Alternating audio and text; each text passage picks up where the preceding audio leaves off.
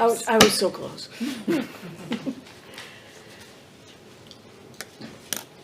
I think we're good. We're good. Good evening and welcome to the November 1st school board meeting. I'd like to begin with the Pledge of Allegiance. Looking for it. Before I look at the flag. I pledge allegiance to the flag of the United States of America and to the republic for which it stands, one nation, under God, indivisible, with liberty and justice for all. Are there any changes to the agenda? No? All right. I would like to start with the superintendent's requested budget presentations, your budget overview. Dr. Jetty? Thank you. Okay. Good evening, everybody. So just a couple of things. Remember, I think this is our third year of doing the budget presentation in this format. So we have transmitted to the board last week a draft budget. We've also shared that with members of the budget committee so that they're able to observe this process and understand the presentations that are coming directly from our principals in the schools and also our directors. So everybody's here tonight to make that presentation, and we're ready to answer questions that you may have on this budget. But before getting into that, I want to make sure that we go through kind of the annual reminders of the things that we need to be mindful of as we talk about the budget proposal. So the first thing is that a reminder to the board and to the audience that budgeting is what motivates our team on how to improve our performance and to achieve our goals. The school board did a really good job of crafting a set of goals. And I'm going to display those, and I'm not going to walk everybody through all the details. But I think it's important that everybody here remember that our board has set a mission and a vision and a portrait of a learner. And these are the things that we try to achieve each and every day. So our work in the schools, working with the children of Litchfield, is really to have the mission and the vision come to life, to make sure that our learners are achieving the critical components that we've identified. So perseverance and adaptability, integrity, communication, and critical thinking. And the budget drives that. So when we put together numbers and we put together staffing levels and we put together facilities, we're trying to make sure that we realize the things that are identified as part of the board's goals. And then there were 5 overarching goals. The first is love of learning. We know that our students and our staff, if they love learning and they embody that, that is what will help us to be the organization that we want to be. The second is great teachers and great staff. We can't do this job without personnel. You're going to hear over and over tonight that 78% of our budget is people. And having great teachers and having great staff and having contracts that attract and retain those folks is absolutely critical. And in the era of diminishing personnel who are available to come into work in our schools, we need to keep this in mind and make sure that we're driving toward having great teachers and great staff. The other is post-secondary pathways. So if we're talking about the portrait of a learner, it's lifelong learning. It's what will people continue to do throughout their life. And having those post-secondary pathways is absolutely critical to make sure that every child leaving Litchfield schools is not done. They're not graduates and done.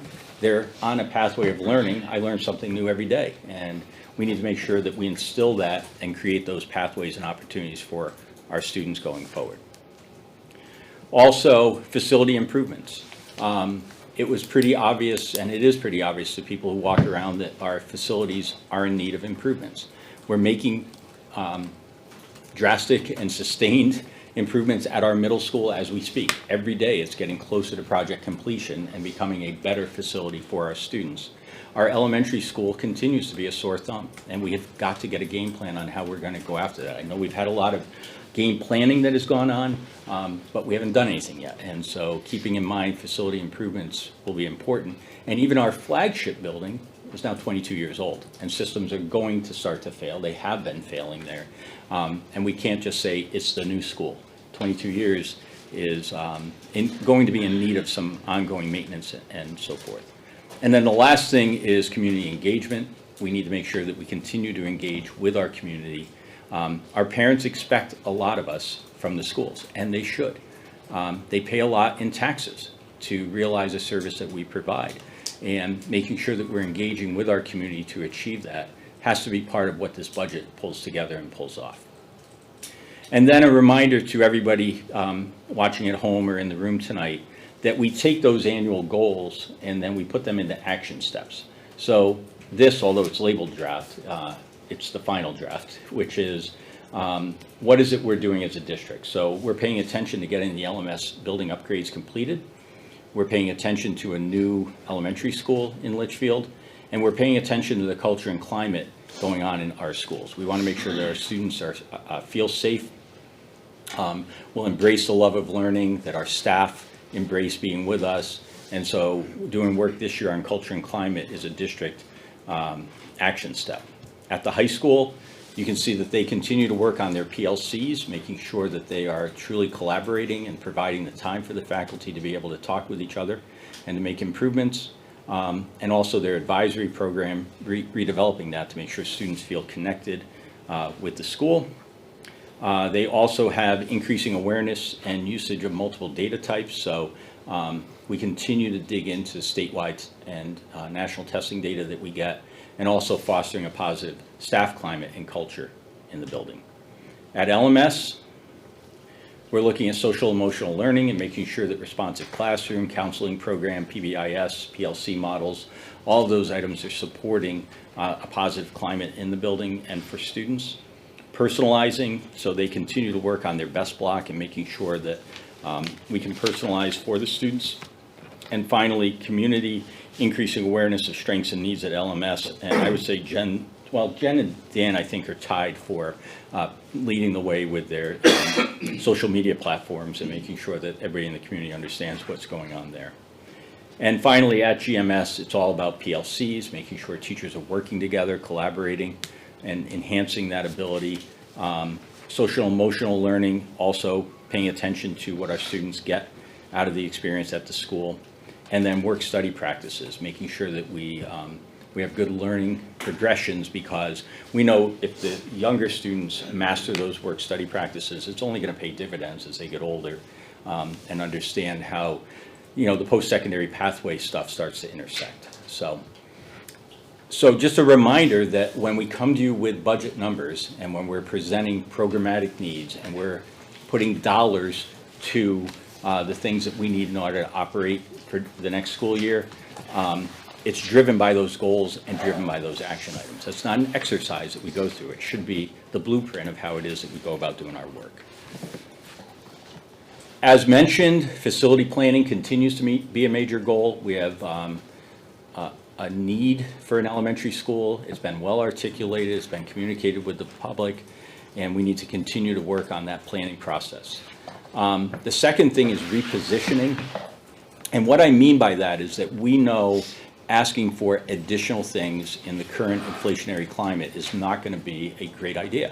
So we're examining all of our practices, all of our people, to say how can we best align what we have as resources in order to achieve a greater value for what it is that we're doing. So you're going to hear over and over in the presentations about repositioning. And what we mean by that is kind of defining what the role is and then putting the right person in that role and making sure that we've repositioned as going forward without just saying we need another. It's like, how can we achieve that through repositioning? And then my reminder to the board, again, people are at the heart of what we do. It's really easy to start talking about widgets and things and forget that if 78% of our budget is staffing, that we have people who are human beings. They are fallible, they make mistakes, but at the end of it, everybody went into education for a reason, and typically that reason is to ensure that students have a good experience. And we have to keep that in mind when we're talking about hard numbers and we're talking about hard decisions that we need to make, that it is people that are at the heart of what it is that we're doing. Let me just quickly walk the board and the public through our enrollment projections, because these numbers help to drive what it is that we're setting out to do. So the board has seen these, but just bear with me again while you see what we're looking at. If we go back 5 years ago, we had a total population of 1,304 students. If we go back another 10 years, we were at 1,600 students. So about our largest number that I can see in the enrollment was 1,600. and we've been steadily declining from that point. We now are at 1,206 students, so we've lost nearly 100 students since this chart was started. And, or it actually has the rest of the data, but what it displays here.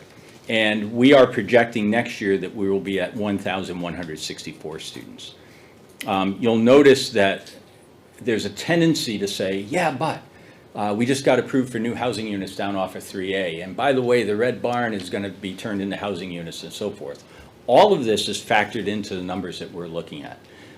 You can see that we predicted this year that we were going to be at 1,230 based on the modeling that we use. We actually came in at 1,206, 24 fewer students.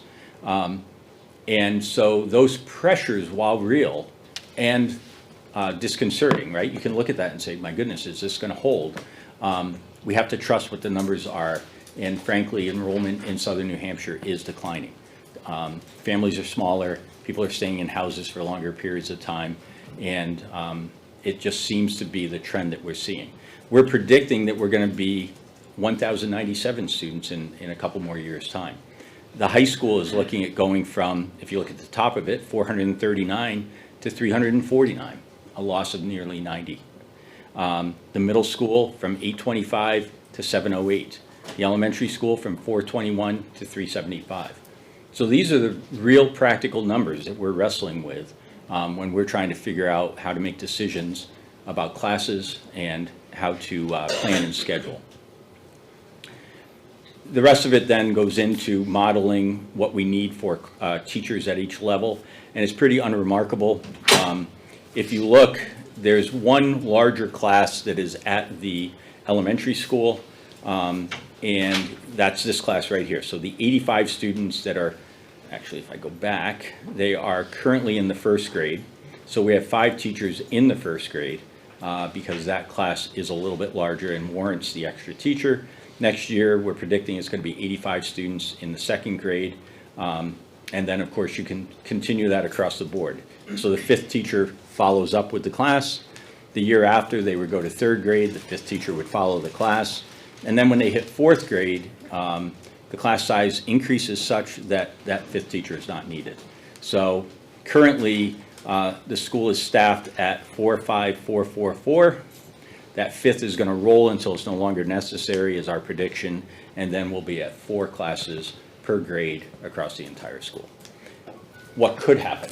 A big kindergarten. That's the one unknown. So there could be that big kindergarten that comes in, but remember, we have not touched the money that's in the reserve fund that allows for that class size. So we do have that one teacher in our back pocket.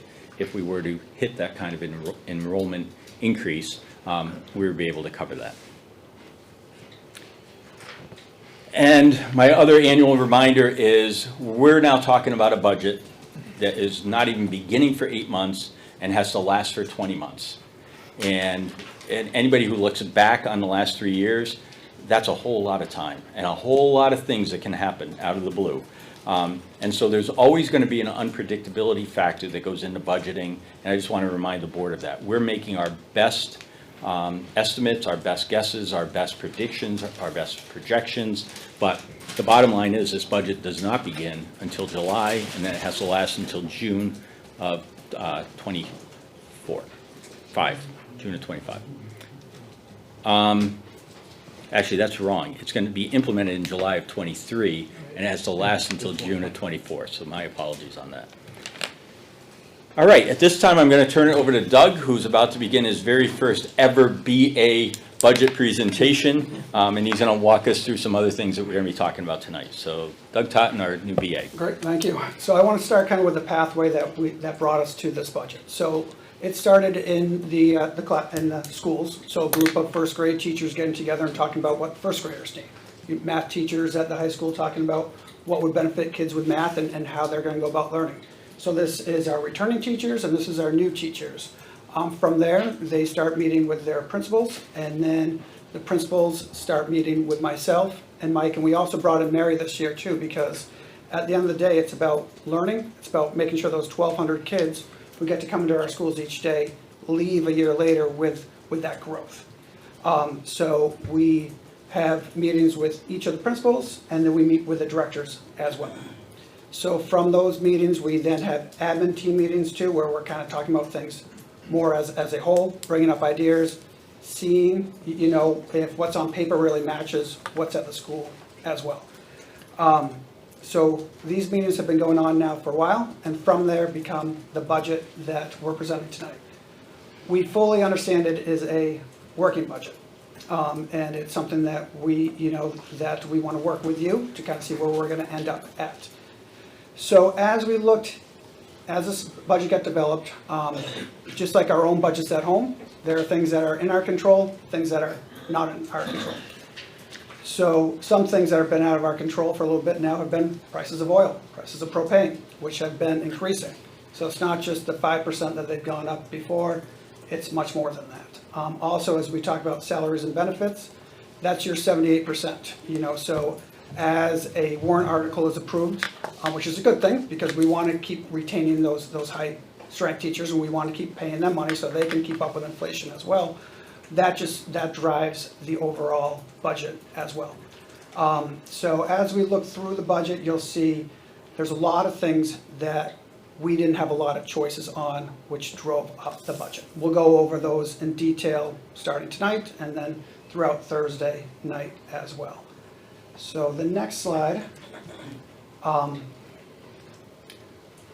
lot of schools, which is a good thing, a lot of towns, they use 3-year averages, which I think in a lot of ways is a smart way of looking at things. Tricky part of 3-year averages now is just what the actual years look like. They weren't all the same. So fiscal year 20 started the same as any year, and then the last third of it, all the kids went home. No one expected that, and no one expected that, that we would end, a lot of schools would end that year with a large surplus, which Litchfield did as well. Fiscal year 21, we got to kind of welcome back the kids, which was great, but not all the kids came. So there were some different savings with that as well. Then fiscal year 22, which was, I think, great for a lot of people in education, we got back more to normal, which is where we like to be. We like seeing all the kids in school, even if it costs a little bit more money, we like seeing them there because that's where they're making their growth, and that's where they're having those social environment which they get to grow from as well. So, but last year started where Litchfield and other school districts just couldn't hire as many people as we wanted to. So we don't have a typical year in the last 3. So while I think it's still important to look at 3-year averages, we also want to look at it with this understanding in mind. So as we talked about some things that are out of our control. So we started just kind of adding them up, and they kept on coming through us over the last month as we kind of were able to finalize things like propane costs, oil costs, and again, our oil costs, our electricity brings us out to maybe next December, so it doesn't even go through the whole fiscal year 24 budget. So we have part of the fiscal year 24 budget known as far as like price per gallon or price per kilowatt hours, but we don't know it throughout the whole fiscal year 24. So there's some estimating with that. And then there's also some estimating with how many kilowatts hours of electricity are we going to use. So from that, though, we do have some history and where we look at the years that were impacted by COVID, but we also have the years before that as well to kind of look at to kind of help us have a better understanding of where those numbers should be. So as you can see, a lot driving those numbers are increases to things like oil, propane, and electric at our 3 schools. So you'll see the increases, and this isn't the total amount, this is just the increase that we have to budget for GMS, almost 200,000, CHS, around 150,000, LMS, with its conversion to high efficiency, mechanical, as well as solar power, that would actually be a reduction. So the part of the power purchasing agreement is also the total amount of electricity for that year as well. So that would be a reduction even without going up by if we budgeted for as it would be. So the next 2 things on the list are what were approved by the town voters last year. So thank you for that, because it is great to retain our staff here. So those are increases for the LEA and LSSA. And then the last thing on this page is a placeholder for health insurance. We put a 10% placeholder. We believe it will be hopefully a little bit less than 10%, but we're not quite sure if it will get less than 8%. So we put I a think the 10%. town was 11%. Town was 11%, yeah. So- And I don't think this is just a one-year thing. As schools run out of their COVID funds, hospitals are running out of their COVID funds, and they're pushing back a lot of the costs now back on people coming in. So we wish this slide kind of was just one page, but it keeps going. So we have increases to out-of-district tuition to match kind of the actual amount that's going out. Transportation, so again, that's contractual. So our general, our 9 buses that go out each day, that went up by 3%, which in some ways is a bargain with where fuel is. So our contract does run out at the end of next year. So I think our number the following year will probably be larger than that amount that we're seeing now. And then the lease for the equipment at the middle school is $363,000, and going into this year, there was that $195,000 that was budgeted for. So to bring us back up to that 363, that's an addition as well. Now, some of that would be offset by, and we'll go into that more detail on Thursday night, as far as what could have been the prices at LMS for fuel, as well as, well, if we have new systems, we don't have to budget for our systems breaking because they're under warranty, so we can kind of transfer that money over there. So if we add up, again, these are just our larger increases. You'll see we're about $1.5 million. So the budget that we're bringing to you tonight is up $1.3 million, roughly. So. Can I ask about the out-of-district tuition, if that includes out-of-district placements, but also like Alvern and No. any kids? No. So So it's it's just just out-of-district out-of-district. placements? Okay. Yep, out-of-district placements. So, we've been able to reduce the budget through the schools were all very active in bringing a level budget as far as what they have control over, which isn't necessarily personnel. And they worked really hard with their teams and with us to do that. And we have, which we'll get into a little bit later tonight, we have reduced some positions. As Mike brought up enrollment, we do want to kind of react to the fact that enrollment is down a little bit. So what should that mean for staffing levels at the schools? So I believe that's where I end up. And this is where we kind of start with the directors, and you'll also hear from all 3 principals tonight as well. Lauren Crowley, food service requested budget.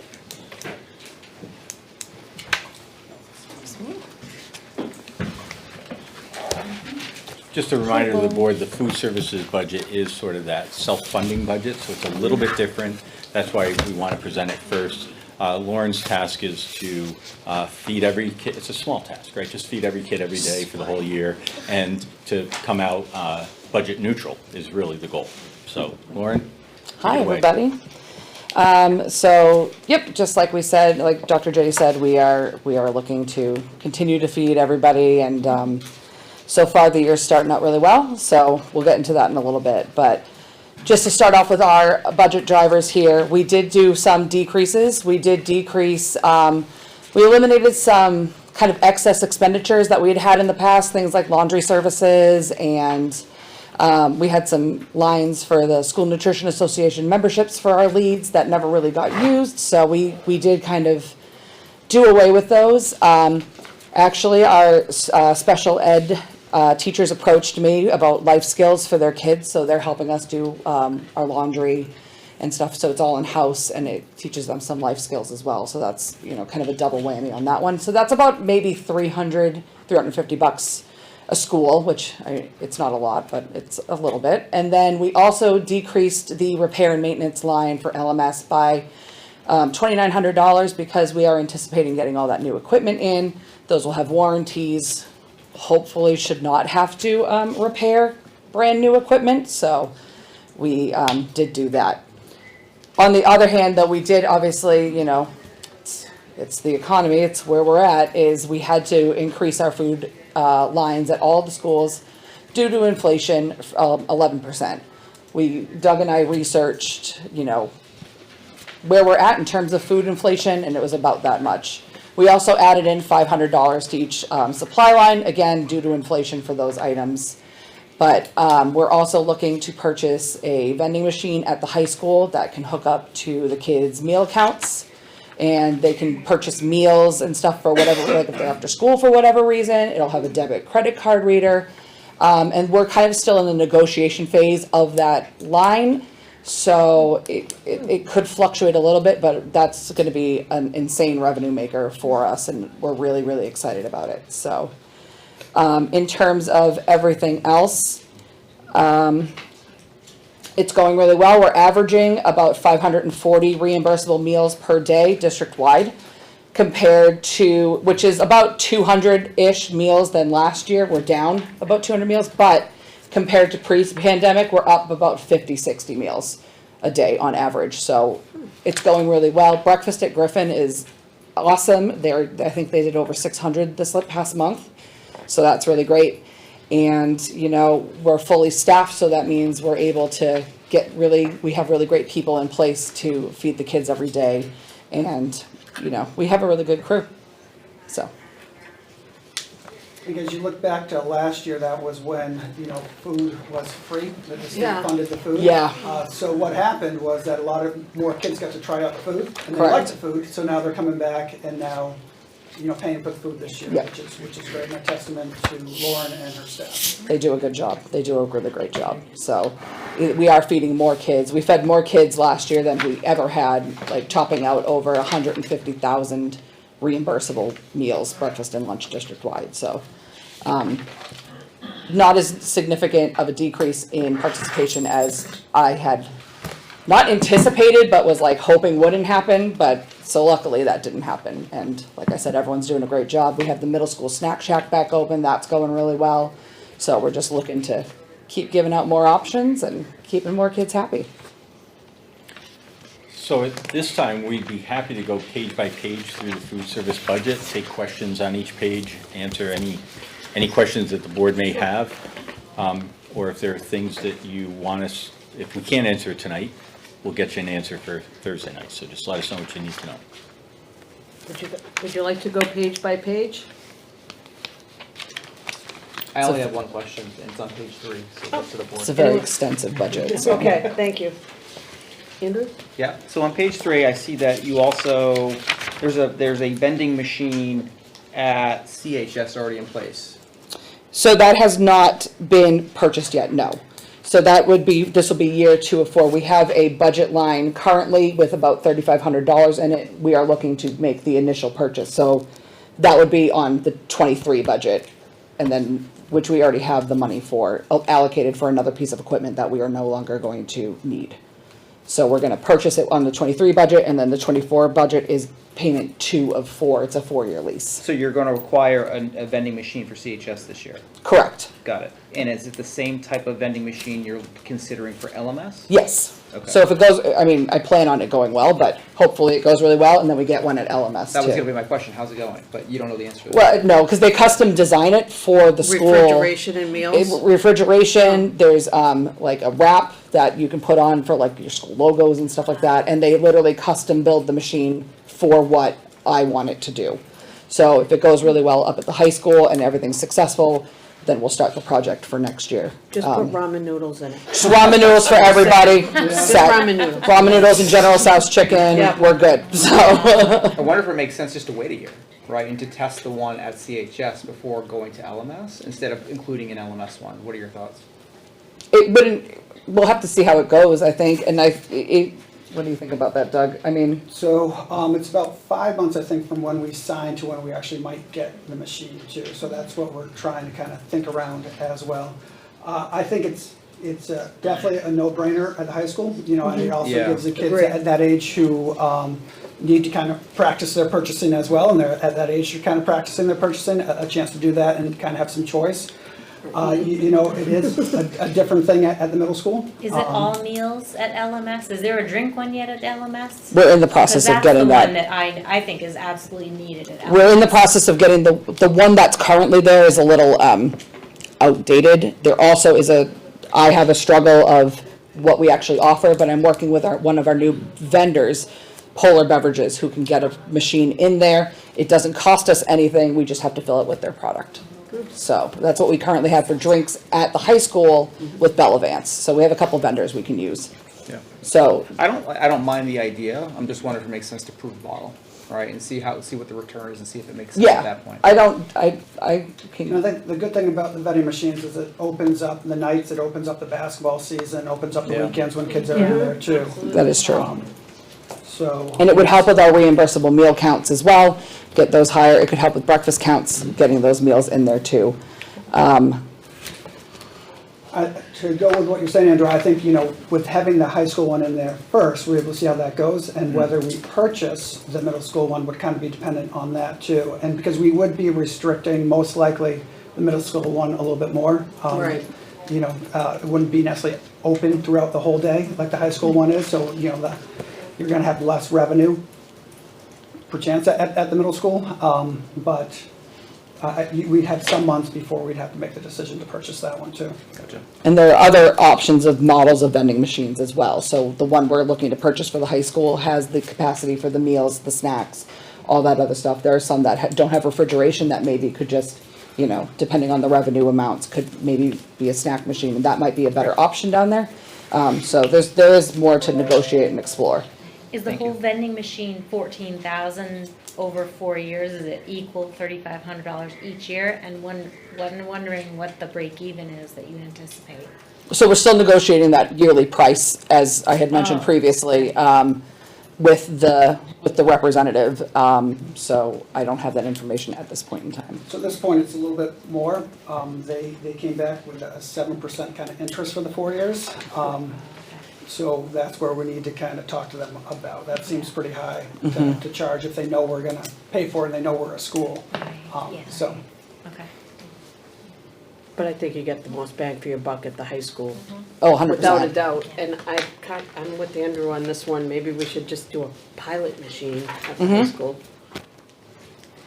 But we could always not, if it doesn't go well, we don't have to use it, right? The money would be in the budget so that if it does go well, we're able Correct. to move on it Exactly. next We're year. anticipating it going, Yeah. we're But if it anticipating it to doesn't, go well. it doesn't, we just don't use it and yeah. cut Yeah. it. And if we Exactly. think it's gonna go to the middle school, we could use the middle school money to pay off the high school one earlier, which would save interest as well. Absolutely. So we'd have that option as well. And you'll have a few months, if you were to sign soon, you'd have a few months at the high school to kind of gauge. Yeah, the so if interest. we're looking at, if like we sign tomorrow, we're looking Right. at February, March. Okay. So, Does anybody else have any questions?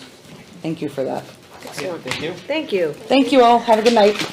GMS requested budget. Dan Mitchell, you're up. Julio, Barnes, look.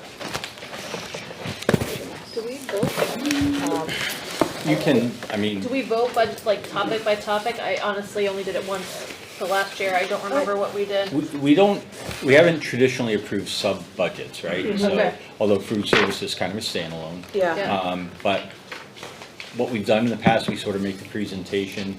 We're back here again on Thursday, so motions to cut at that time, would allow us. And I think also it's hard to make decisions until you see the overall budget. So Correct. I'm actually gonna suggest that we might have made a mistake not having a meeting on Monday or Wednesday next week, because history actually shows that we're not ready to wrap it up this Thursday. So, unfortunately, that was an oversight on our part.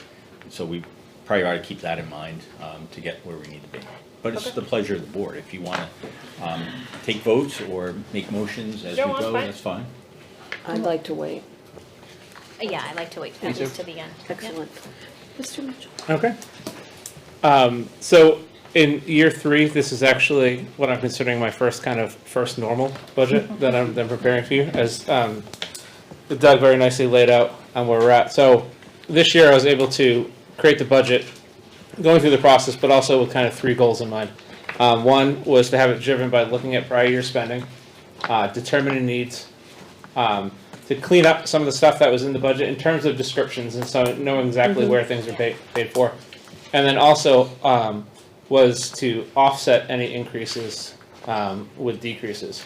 The goal is to do that in the section, but that's not always possible. But overall, any increase was then offset. So I'll point out a few things before we go through the page by page. Sorry, Siri Siri. didn't like Sorry. that. Please try again, Dan. Just All right. before you get into it, one quick question, if Yeah. I may. Your budget doesn't include the fuel, right? That's in district-wide? Where's the fuel increases? It's in these- buildings and grounds. Buildings and grounds, Yes. okay, thank you. So, for instance, you'll notice anywhere where you see Project Lead the Way or PLTW, that was one area that we could identify through prior year's uses that we did not need to account. So those were cut kind of 50% right across the board. So right there, that could offset some of the increases. Now, when we did determining the needs, this question is asked all the time, and so I answer it every time. I always put in a new classroom set of furniture, and the reason why is furniture purchases that happened prior to me, I believe, I would say, were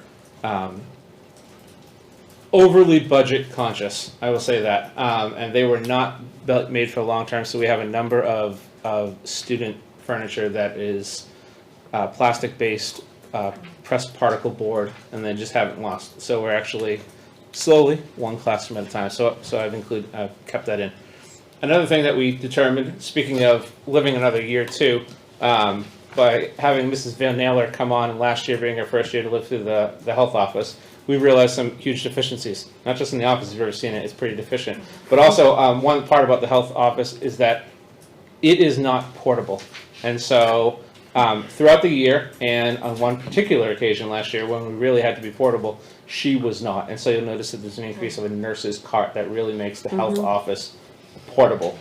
This year we're making do, and I'm not kidding, we've converted a Chromebook cart to make her portable. That's obviously not ideal, and so you'll see that in there. And then also, again, with the Learning Commons, trying to get, making the switch from, I carefully, I don't use the word switching from traditional, but actually moving more towards future-based. It has a heavier tech focus, and so we tried to offset some of that, but going from reordering a number of nonfiction textbooks that sit on the shelves and kind of go on the cart, and so when the classes do their country projects, that cart of the little country books kind of travels around the school. We can invest in a Pebble Go subscription, and that makes it's multi-user and it's a nonfiction, so that was kind of a no-brainer. And then in terms of cleaning up the budget, I've tried to break out a few things. So you'll see kind of, if you remember in past year's budget, the music budget seemed much higher than the other UAs. And the reason why was because in there was also the money that was utilized for our spring family arts nights. It was just there but not spelled out. And so the music budget is still a little bit bigger, but at least been able to spell it out, and then you'll see that what's truly music is more in line with the other UAs. And so overall then, we do have a decrease in enrollment that helped offset some of the increases that were put in to adjust for inflation. I generally used a 3% increase indicator, which we know that inflation is much higher than 3%. There were a few isolated instances where I did a 5% increase. And for instance, again, that's by living the budget. So you'll notice that art was based on a 5%.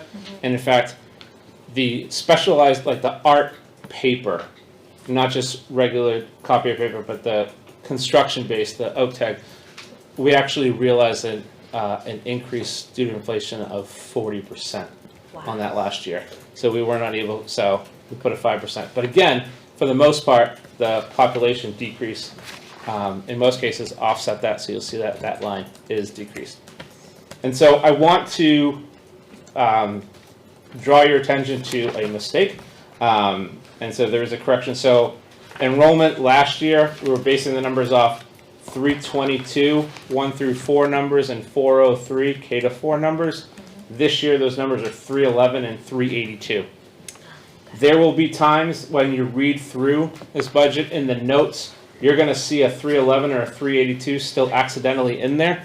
Either I didn't change the note or the note didn't change because I didn't press the save button enough times because you had to check. But I can assure you that the math is correct. So the amount is based on the correct numbers. The note may just reflect the wrong number. So I apologize for that, and I'll clean it up. Dan, where'd you get those enrollment numbers from? That handy dandy chart that Okay. you showed Oh, earlier. that's aligned. I Yes. love it. Thank Well you. played. So it should be 322 and 403? 322 and 403 were the old numbers. Pre-K through. This year's numbers if you see it grades 1 through 4, it should be 311. And if it's a K through, because some spending is K through 4 and some is 1 through 4, the K through 4 number is 382. Okay. Which leads to a question that does not need to be answered tonight, but for the board's consideration, as we went through, as both Dr. Jetty and Doug referred to earlier. I develop, I meet with my teams that develop, and then I meet with them. And the question that we have for the board is, you'll notice that there is a mirror section. So you have regular ed, and then a couple of pages later, you have kindergarten. And it spells out the same thing. And so I can only imagine that it was broken out 5 years ago or 6 years ago when we developed our first kindergarten class. And so the question is, do I keep doing it that way, or should I roll kindergarten into the 1100, the regular ed line, which will create a 1 year kind of balloon in that line, but not overall because it'll just be offset, and it may make for a whole lot more descriptions, but again, with the intention of trying to clean things up. We didn't have the answer to you, but we thought, let's go to board preference, so I present that to you again. Not to be answered tonight, but just let me know, and next year's budget will be maybe a page less, or half page less. So that's it, so obviously I'm open to feedback and questions if you want to go page by page and line by line. You have addressed 4 out of my 6 stickies, which is nice job. Excellent. So I guess my overall question about the increases in supplies and the decreases. Mhm. So my question was, is 3% enough? No. Knowing, Sorry. right. That's a concern of mine. And is the driver of the decreases the decrease in enrollment, or is it that we're not accounting for enough due to inflation? Do you know what I mean? Yeah, so any of the decreases, not any, I would say a majority of the decreases that you will see in here come from an enrollment, are driven by the enrollment decrease or analysis of previous spending, which says we don't necessarily, so for instance, there are big ones, so we had 4,000 for Project Lead the Way. 2,000, I just did a 50% cut because historical spending shows me that we don't reach that 4,000 because we've gotten pretty creative, but we still need some, I can get into PL2W Right, I'm another day. looking but- basically at the 610 line, it's just the basic supplies for each, Mhm. you know, kind of across the board. They look like they've been decreased, so, you know, I'm concerned that we, Yeah, well, I did We're a gonna have rate the tools increase to of do 3% and then times it by that Okay. enrollment, and that's how I reach those numbers. okay. The desks and chairs for the classroom, Yes, are we ordering furniture that could be moved to a new yes. So, building? so I will say that, and even for last year's budget, when I met with the staff, I said, any requests need to be, 1, portable, and 2, not to address the specific deficiency of this building, because hopefully we'll address those in another way. Okay, So for instance, we stopped buying the closets on wheels. We had to get creative about storage Yeah. because hopefully, if a Right. new building project comes in, adequate storage would be part of the design. okay. That's all my stickies. Thank you. I have a question in library services. Yes. Which You- page was? That is page 7. The IC books allow for year-round student access is $6,700. And that's how much we spend every year on books for the library? So, you have to go through the whole, That's the way the whole- notes go in, that's a whole Yeah. paragraph that leads to $6,700. This account is to purchase books, print, and electronic, warrant outdated ones. The account is used for purchasing the curriculum and encourage pleasure reading. Electronic IC books allow for year-round student equals 6. All of that goes into 6. So are the nonfiction texts taken out of that line since we're doing Pebble Go subscriptions? Well, the bulk, we're still buying regular nonfiction books that will be part of the circulation. But Pebble Go will address many of the large purchasing, so buying whole sets of country books and things like that, or buying whole sets of a nonfiction animal series. Again, think about the model of you have the cart that goes around because 3rd grade's working on the animal projects, and so Pebble Go allows you to get into a world of nonfiction. So if you have 3 kids that want to do a project on a llama, they don't have to wait for the book to be available. They can all just click on animals, llama, and then Oh, I understand that. Yeah. I just, okay. I'm done. So that $6,700 is basically to address the library circulation. And that's new titles as well as popular titles, because the popular books And that's less than previous years. physically go first. Then where does the money from the book fairs go? Does that go towards any purchasing of these books? This is just a random question. Yeah, that generally goes into non-budgetary library spending. So for instance, if one request that she has that I'm working through is she wants a printer that prints out the barcode labels. And basically the library, I don't want to say the word maintenance, but it's more, We don't have one of those? There isn't one there now? no, there's not one there, no. Okay. Thank you. I will say that sometimes she adds to circulation because Scholastic will allow her to take the profits of the book fair in book purchase as opposed to cash Yeah, that's check. what I So, did yes. when I had a first Yeah, grade she's able classroom. to Yeah. supplement, but we don't want her entire book budget to be based on book fair profits. Correct. Yeah. Tara, you wanna go ahead? Go ahead. Could you just specifically go over the equipment replacement lines? Like, I know you've talked about the nurse cart, which I think is good. All of them? Well, I just think that that's an area where we have to make sure that things are explained. Because, you know, I think it's important to know that you do have a plan every year to replace one classroom, and that is why that's in there. Yes. Was it approved last year? Yes. Yes? Yep. Good, okay, thank you. Yep. I think that's important for everybody to know this. And then the smartboard purchase as well, that I believe was in there last year as well. Doing 4 of those a year, correct? That's an annual plan, or? So yeah, this is the first year that you see it in my budget. So again, that was the cleaning up. Chris can speak a little bit to that, but I Okay. believe it's 4 per year. Is it 4? It comes out to being total about 14 a year. Between all the District-wide. schools? District-wide. District-wide. Putting them in places we need Are they to. TVs or are they still smart So boards? they're more like a the TV, but they're okay, interactive just still. checking. They're interactive and they're also on wheels, so Yeah, that that's, they don't- we're moving ahead they on don't the white hold the class thing. hostages in terms of setup of the Yeah. classroom, so they can actually Awesome. be Okay. moved. Are there others that I'm missing? Just, I feel like that's important to cover. To understand, if those are part of the plan, an ongoing plan to replace those things. Yeah. I believe that's the only, those I think that was all, yeah, I did have one question about, it's the nurse's cart and, I did have a question, where was it?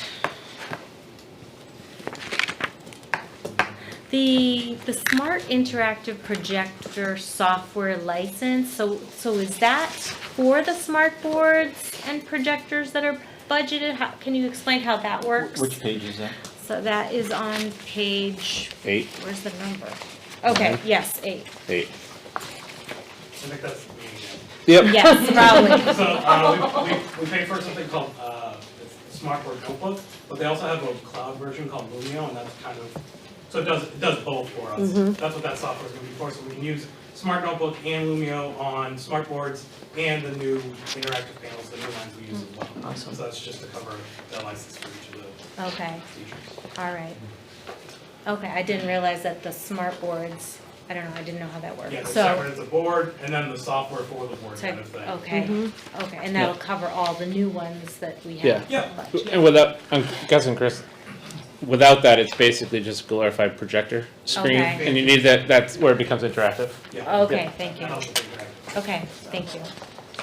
I had a question on page 5, just as more of an organizational question. We have chorus as listed as a co-curricular, and then we have student activities including the Scarecrow Jamboree, lunch and recess program supplies, and Lego team. Yeah.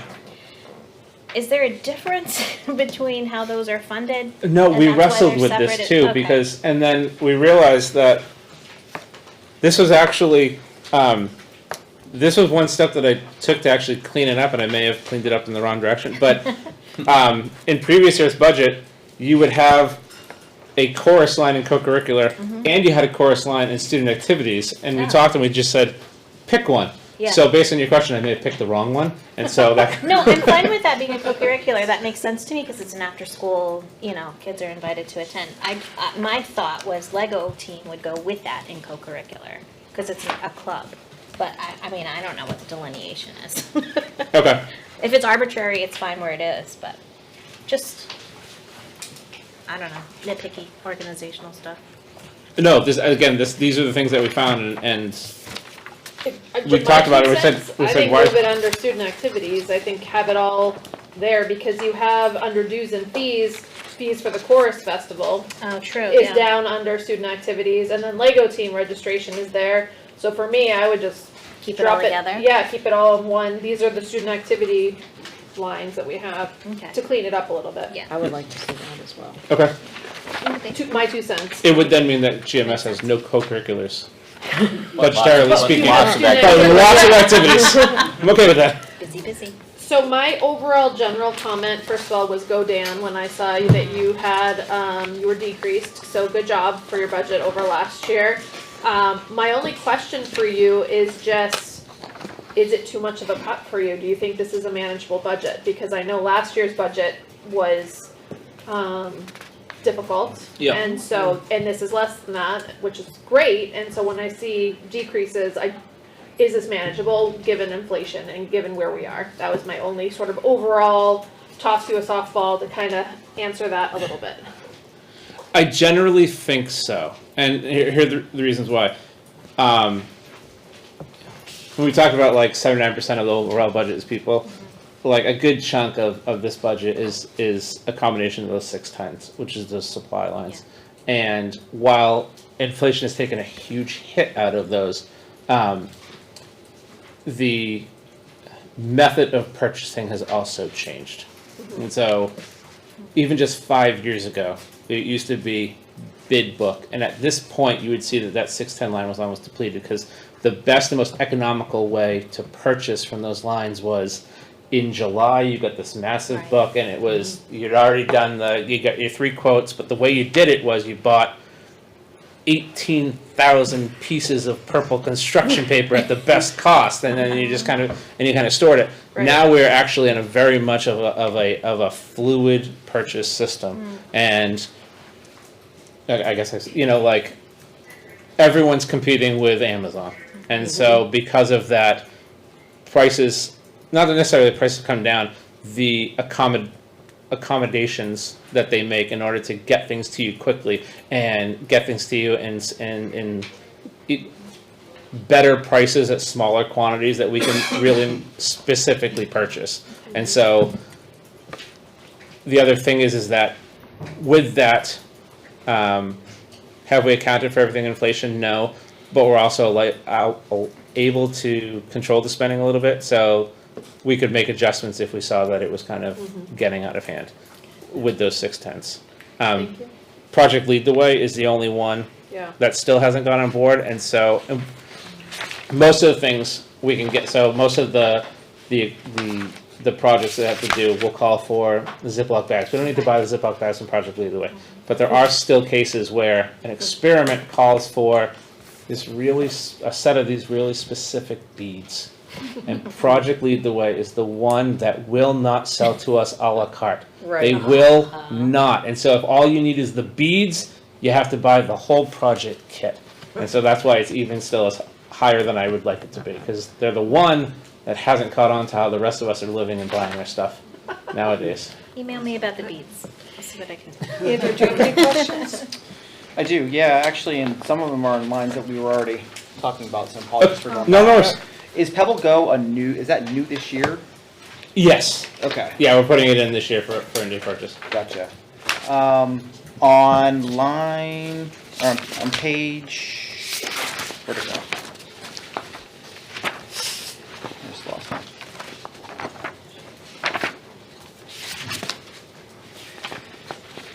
There was one here for FM systems. Where is it? It's probably under guidance services, Yeah. 430, or 2120, 430. Page 5. Yeah, I had it marked, where is it? Page 5, right towards the bottom Yeah, of it. page 5, right, so I see its budget is 500, it was budgeted as 500. My only question is, it doesn't appear over the last several years that we've actually ever spent that line, so just curious as to, is there a need and why? So we do have students that require the FM system, so we do put it in there because 500 would necessarily, while we haven't necessarily always spent it, there is the possibility that we could need to spend that line, so there is a little bit of a safety in that, for that 500. It looks like we spent it in 21. And Yeah. 22 just. 21, actually, yeah, you're right, Yeah, and then we did 179. yeah, yeah. Those are speakers in the rooms, is that correct? No, this is for For specifically for ears students. and- For a specific. Yeah, we have Yeah. the sound fields and the Those are the FM ones for us systems for are a last straight year. tap into Okay. a student. Okay. So it's things you forget to shut off when you go to the bathroom. Yep, and it's one of those, we haven't spent 500 because we've done a good job of staffing the student, and the student has done a good job of being responsible, but, you know, They drop. Replacements, yeah. they drop. In my career, I mean, the FM systems can be like the retainers, and it can be a really expensive toss into the trash in the lunchroom, you know, so Agreed. like, yeah. On the smart boards, this is going back to page 8. Is that I heard a new program, is that a new program this year? Or is that one that's carrying over from last year, the purchase of 4 smart boards every year? So I purchased 14 this year throughout the district, and I think in this budget, 24 is the last round, and I think everyone will have them in GMS and LMS, and then we'll work our way to CHS. Okay. So it's already been in place, and So I've it's just been been, able, it's just a we're just continuation. kind of keeping that ball rolling. Yeah. Everyone Gotcha. updated. Currently at GMS, 4th grade is complete, 3rd grade is complete with the new technology, and then we have one in the library, One in first. one in second, one in first.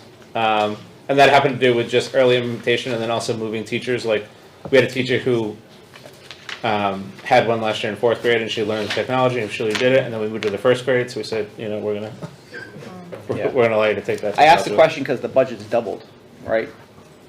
21 was 6,600, 22 is 6,600, 23 is 12,500, 24 is 12,500. So that's why I'm asking about how long this program's been in place. Mhm.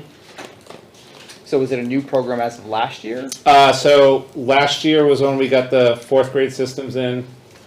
And then this year, we got the 3rd grade system. So yeah, we're currently in year 2 Okay, of the rollout.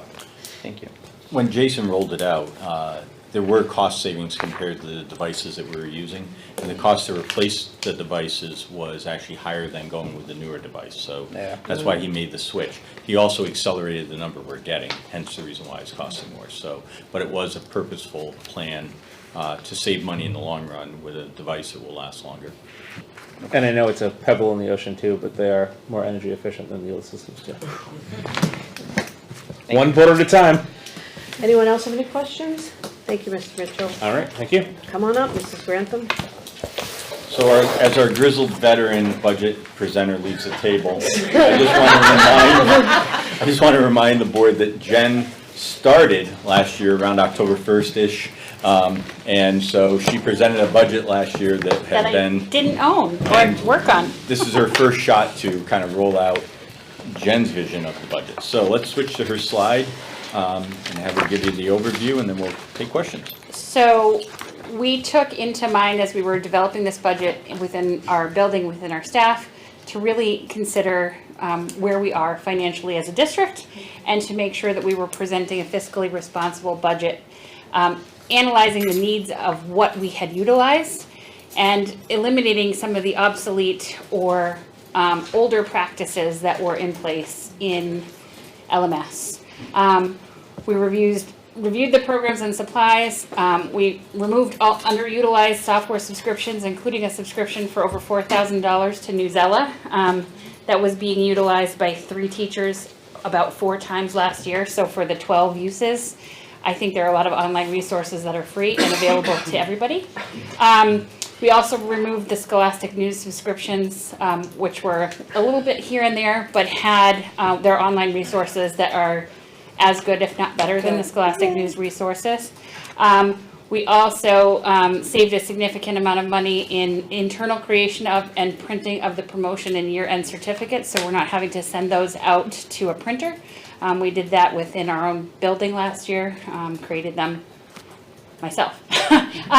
The increases in supplies, again, as you've heard everyone speak about so far, the increase in cost of materials. You would notice our art budget has increased by $1,300 due to the need, we have new staff and the need to have that kiln serviced. It hasn't been treated in years, and what would be the worst thing to happen is a brand new building goes up in smoke as they try to use a kiln that's there but hasn't been serviced or utilized in a long time. We have increased our music budget to account for cuts that occurred last year because the music budget was listed as PPE. I know we talked about coming back to it, and in conversations with my team, it was really important to get their money back so that they could get some important music in our music program, so that's an increase. Our science budget has an increase because we have new staff, and if you haven't heard, there's a lot of lab activities and a lot of consumable materials being utilized, but I think all for good reasons for student learning and for student engagement, so there's a good reason behind it. And our reading education increased to purchase materials to address recognized areas of needs based on our testing data. You'll see some vocabulary programs prescribed in there, and that is in conjunction with our reading specialist to take a look at our Tier 2 instruction and to beef it up in order to help develop a program that helps all of our students be better in vocabulary, which is a recognized area of weakness as a whole. Mrs. Grantham, can you tell people what Tier 2 intervention is? Tier 2 intervention is instruction for the regular classroom students. It's not necessarily for students who are identified as special needs. It's for students who may be struggling in a different area, and it allows us to boost that student for a shorter term, 6 to 8 weeks, to provide boost of services so that they don't have to go down the path of needing special ed services at a later date. Love it. Thank you. And that is all I have to share with you overall. I do have, this was my first year clicking into the budget program, and there were a couple of places where I didn't click that save button enough times.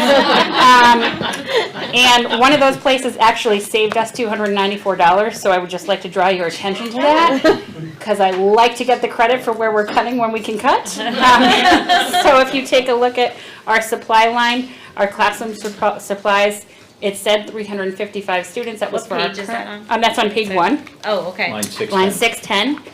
Okay. Should say 348 based on the enrollment projections times $42 is 14,616, which is a decrease of 294.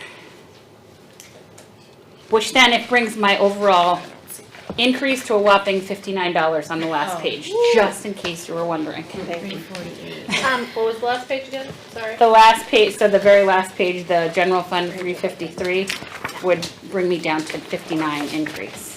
Well done. What was your formula for calculating inflation increased costs and supplies? It was the same 3% that we were talking about overall.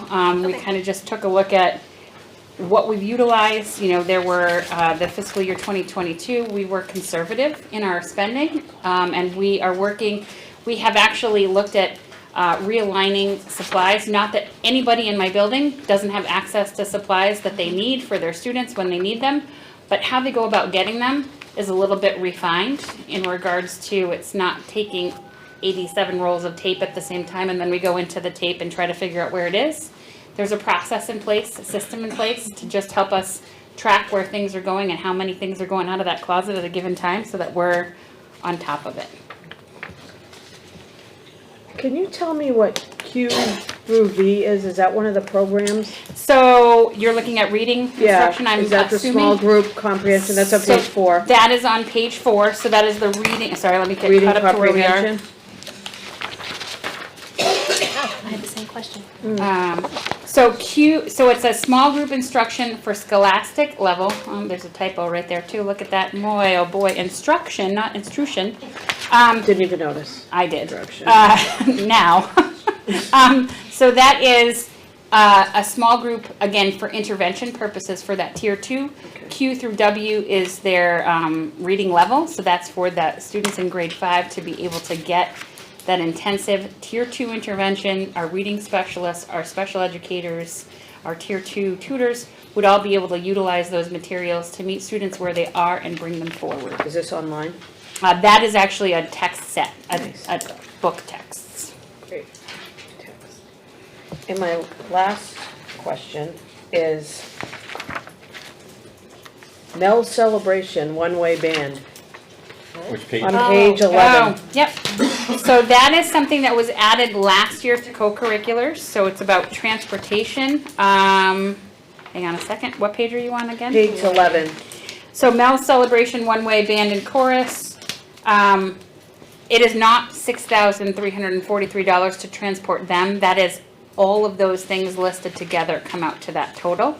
So that's the bottom of that long list that talks about all of those. See how they all have zero next to it otherwise? Oh, okay. So that Mel's Celebration is added to all of those other things where we transport kids for that Starting with the 4,500. Yep. So Oh, the perfect.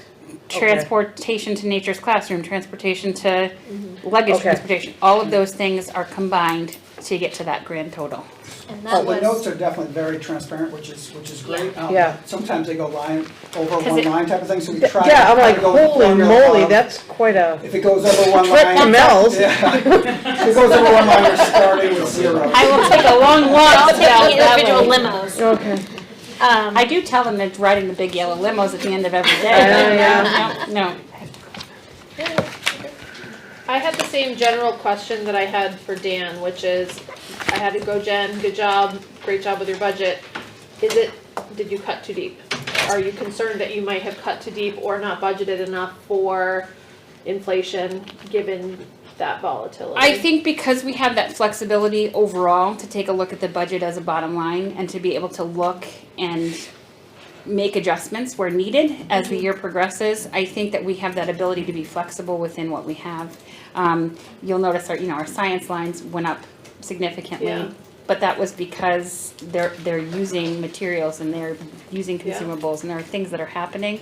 And that's about the people, but also about that curriculum and instruction and how important it is that our students are engaged in the learning that they're doing. So where we made those increases, we made sure that there was a balance and a decrease along the way. So I think we can handle it. I think it's gonna be tight, but it's time at home, we're tightening our belts. At school, we're tightening our belts in a way that shouldn't impact students. And I know you are certainly doing a great job with the budget.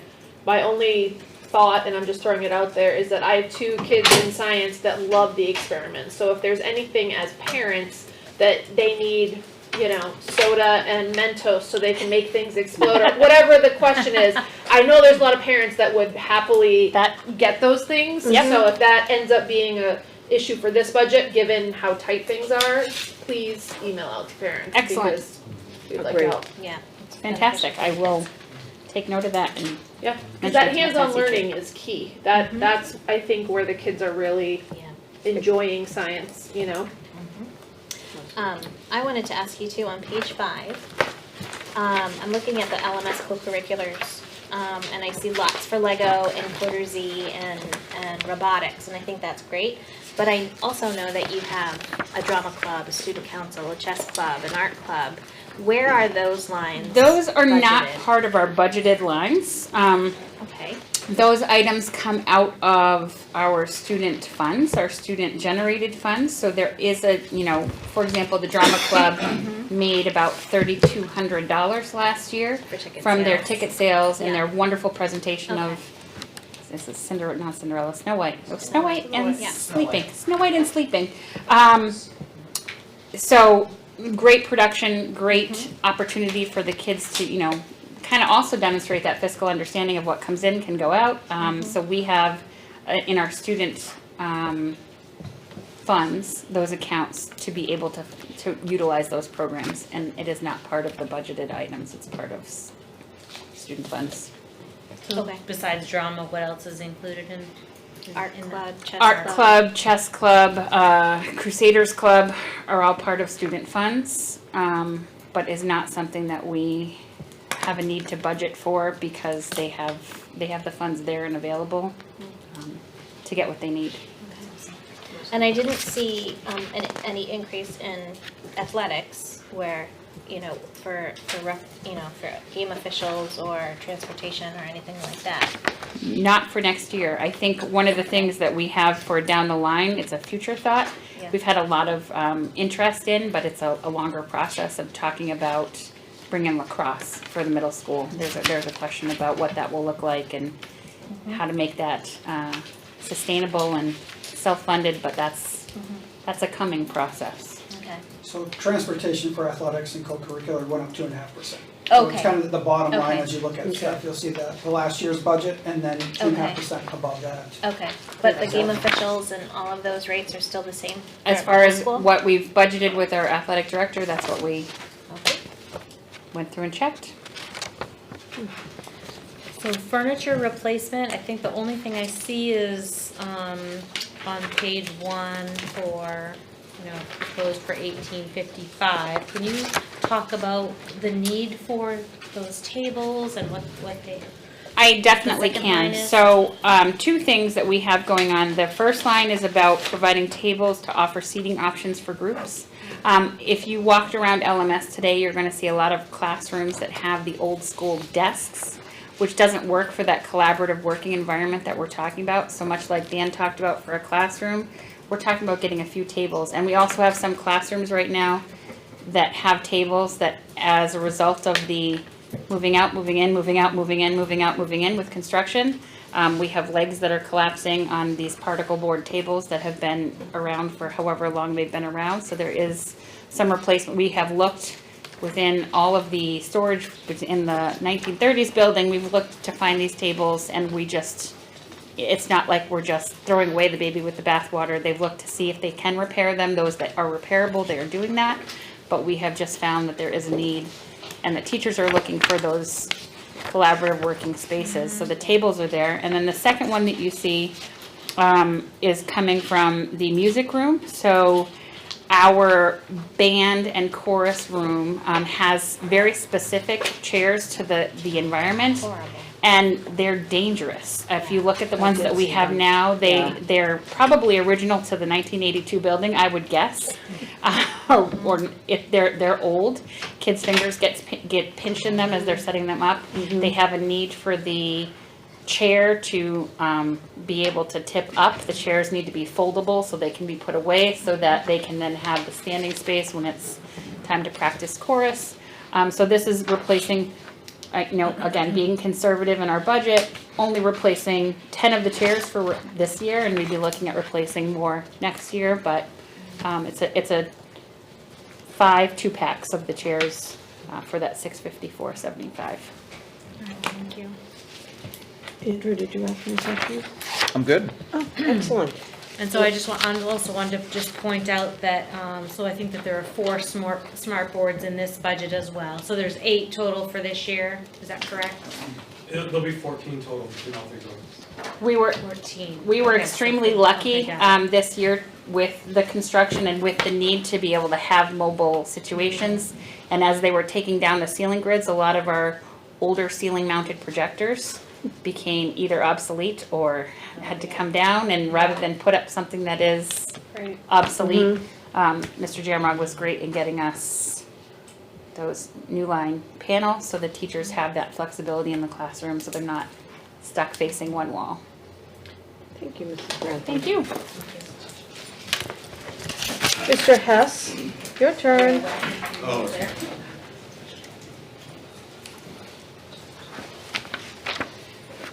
For those of you who don't know, this is Mr. Jacob Hess, our high school principal. You too. Who's now a tomato. Hey, super excited to be here. Thanks for having me. A lot of the same spiel that Dan and Jen gave. We looked at the high school budget and really kind of just looked at where we were fiscally. And I told our department heads, hey, let's be smart. And they were. If you look at our regular ed programming, we're at $1,500. 9 of our departments are either underfunded or level funded. We have a couple departments that are up because of inflation or software or a need for some textbooks for some AP classes.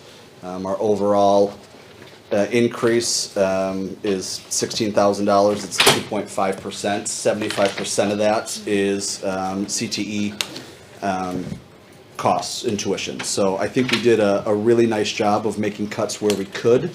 You know, before you ask the question, I don't know if you would, am I super happy with this budget? You know, no, but you know, being in the building for 4 months, this is the best budget for us to put forth as a district. You know, I would love to add things and make it my own, but I'm also conscientious of where we are and where we need to be as a building and a district. And I give, you know, 90% of the credit to my CFs and my teachers, my admin assistants, and the admin team for putting together a pretty conscientious, I think, budget. You know, our big driving costs up, like I said, our voc ed tuition, athletic transport. We've got, you know, I'm sure we'll talk about it in a minute. You know, we're about $5,200 up in athletics for some safety concerns and some game managers and referee pay for how they're changing that. You know, Josh can more than happy to talk about that if we get there. You know, but I think we did a relatively nice job of coming in and being fiscally responsible as a school. And so that was my approach. I've always tried to budget for what I value. And I think that we did that in a way that was a necessity for this year. And Jake has some other team members with him tonight, maybe you can introduce. Yes, They'll help field questions. I brought Valerie Nelson, our Director of School Counseling, and Mr. Joshua Knight, our Athletic Director as well. I have a couple questions. Yeah, please. Why are we replacing just one oven? We have an oven that's a little bit older than the other ones. It doesn't work as consistently as the other ones. The temperature fluctuates quite a bit. Like my oven at home. It's been repaired. It's been repaired twice. So she cut her supply budget significantly Good. so that she could ask for a new Awesome. oven and a new dryer. Is the dryer not under FACTS? Yes. Is it still under FACTS? Yep. Okay, I was just curious. And my other question is,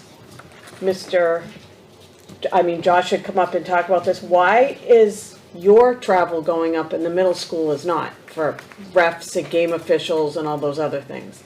Travel did go up in all buildings. But game officials didn't at So all. the game officials did not. We added a game officials line of $750, and then there's the line underneath that is basically a contingency line. So Josh could explain a little bit more, but they're changing the way that they reimburse refs. So it's like a base of $81, $83. Is that just at the high school or is that at the middle school too? From my knowledge, it's the high school second. to middle Okay, school girls. I just want to make sure that, So it's a Okay. base of $81, and then there's more money depending on how far the ref has to travel to the game. So within 10 miles, it's X amount. Within 20 miles, it's a little bit more. So we budgeted what we usually budget, and then I put in a line because we don't quite know how to adequately budget for that. and I saw that there was a game manager added. Yes, we underfunded probably because I think that amounts to about $25 a game roughly. But that's what we So an budgeted for. administrator or somebody can be there because we've had incidents with parents and Josh can't be everywhere. Correct. And it's the times we live in that we need another person. I have seen it, I'm sure Mrs. Hirschberger has seen it, some of the parents. I think that's money well spent just for the safety and well-being and reputation for our school. I very much agree with that. I think whenever you go to a new district, you get to learn from that district, and this is something I wish every district did, had a game official. That way you know you have a trusted adult that has a cell phone that can kind of react how you'd want an adult to react. How many days in a row have you worked? Right now? 11. Yeah. Not that I didn't enjoy seeing you, but it's a lot. All right, you want to start with Tara? Do you have any questions? I just want to try to cover again if there's any furniture. I'm seeing very little. There's just one classroom chair for a teacher. I mean, there's not much furniture in here, which, we all appreciate, but I do realize that something's gonna fail. And then there's stools. What else is in there?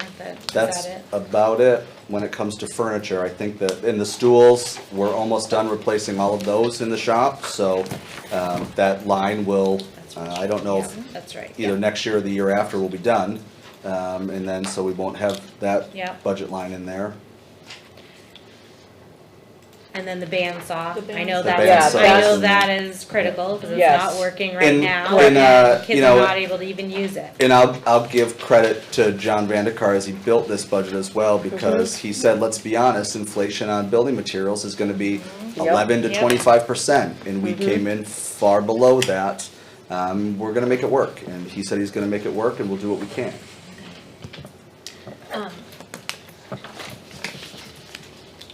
I had some questions about some of the art budget that certain classes have been removed from that budget and put as a So separate digital, ed line. digital arts Yeah, covers our computer digital stuff and ceramics.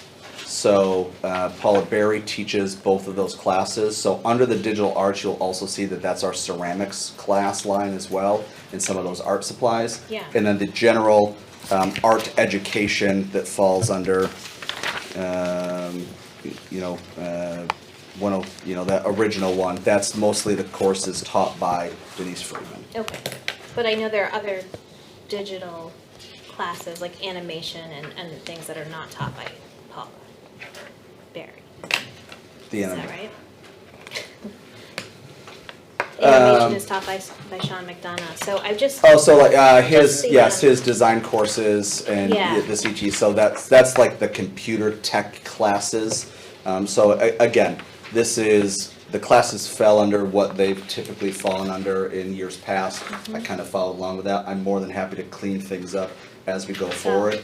This was really just I'm gonna take what was done before me. See, I don't remember that being done before. I thought. Oh, I ceramics was changed included. literally nothing when it Okay. comes to moving classes around, so. Yeah, that's okay. Yep. Can you tell me a little bit about the, on page 25, the portable PA system for admin? Yeah. Yep, so, There last year, Josh, you may remember as well, I believe last year, it was requested that we get a portable mic, and it was put into the budget. When Mike Perez went to order it, he was given the wrong budget to the admin assistant. There's no money in the budget for that, there in fact was, so that money never got spent. So now we put it in the budget with the intent to order and have that for us to be able to use whenever, wherever we need it, for our different events that we do.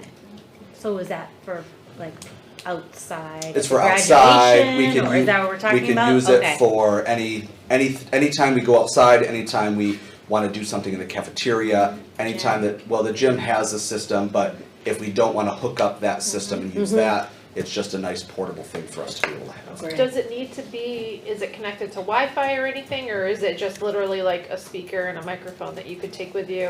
Bluetooth wire, I mean, it's so we can run a system from that portable unit. So on page 1, staple cartridges for all copiers, $1,000 for Yes, staple cartridges. That's how much they cost, and they go fast. Kidding me? Yeah. Yep, no doubt. That doesn't count the days they're not loaded and you have to go without a staple. Then you have to staple them all. by Hand staple, look at that. Oh, all right. That's just shocking to me. I'm sure the company we lease our copy from is wonderful. I'm sure they are. I would never say anything to disparage them. But man, there's gotta be something better out there for copy leases. We talked about that last We year. talked about that last year too. And then the charge for copies is Yeah. just astronomical. That was it for my questions. I mean, you already answered my general, is this cut too deep? Yeah, I mean, I would love to add, $350,000 for full new lighting and rigging in the auditorium. We're gonna put on shows like this, we have to bring in a 25-foot ladder and individually change the gels on each light. There's no way to raise or lower them. I've never worked in a school where that's been there before, so I would love to upgrade it. There's things I would love to do. I would love to be able to tell, the departments, like, hey, let's bump those up a little bit. Let's be able to get more than, you got 20 kids in the class, just order 20 books. But we'll make do. We'll do it, and we're doing it this year. And I think that, as we look at it, and again, this is a budget unlike any that I've worked with before in my 6 years as an administrator. It's very tight. It's very specific. And I think that there's probably a lot of positives to that. But it does leave little to no wiggle room for the desk that breaks in the middle of the year, for the thing that happens. So yeah, it's tight, and we're, like Jen said, the bottom line budget thing, we're able to move if we have to. So we'll continue to do that, and hopefully we'll be in a place, in the future where we can start addressing some of the wants to really emphasize some of the great work that kids are doing and highlight that. Awesome. The family and consumer science, I noticed that the food supplies have gone down. Correct. I think that's food, buy the oven. right? Yep. So she cut her supplies to be able to balance the need for a new oven and dryer. Oh, okay, got it. Are we working through, there was some travel, not a lot, to go get food, but I'm just, is that teacher working with food services to perhaps get better bulk rates, or how's the purchasing actually happening? I'm like 97% sure that she buys it from the grocery store, so that it's kind of a, hey, tomorrow we're gonna be doing, type thing, so she can have fresh stuff. Again, is that something that we can look at and address? Probably. I don't know how something- much, to what extent Lauren is still facing, Yeah. supply issues for food and Yeah. unpredictable deliveries, Yeah. okay? Yeah. Yeah, storage for buying in bulk would be Oh, I tough. see what you mean, Yeah.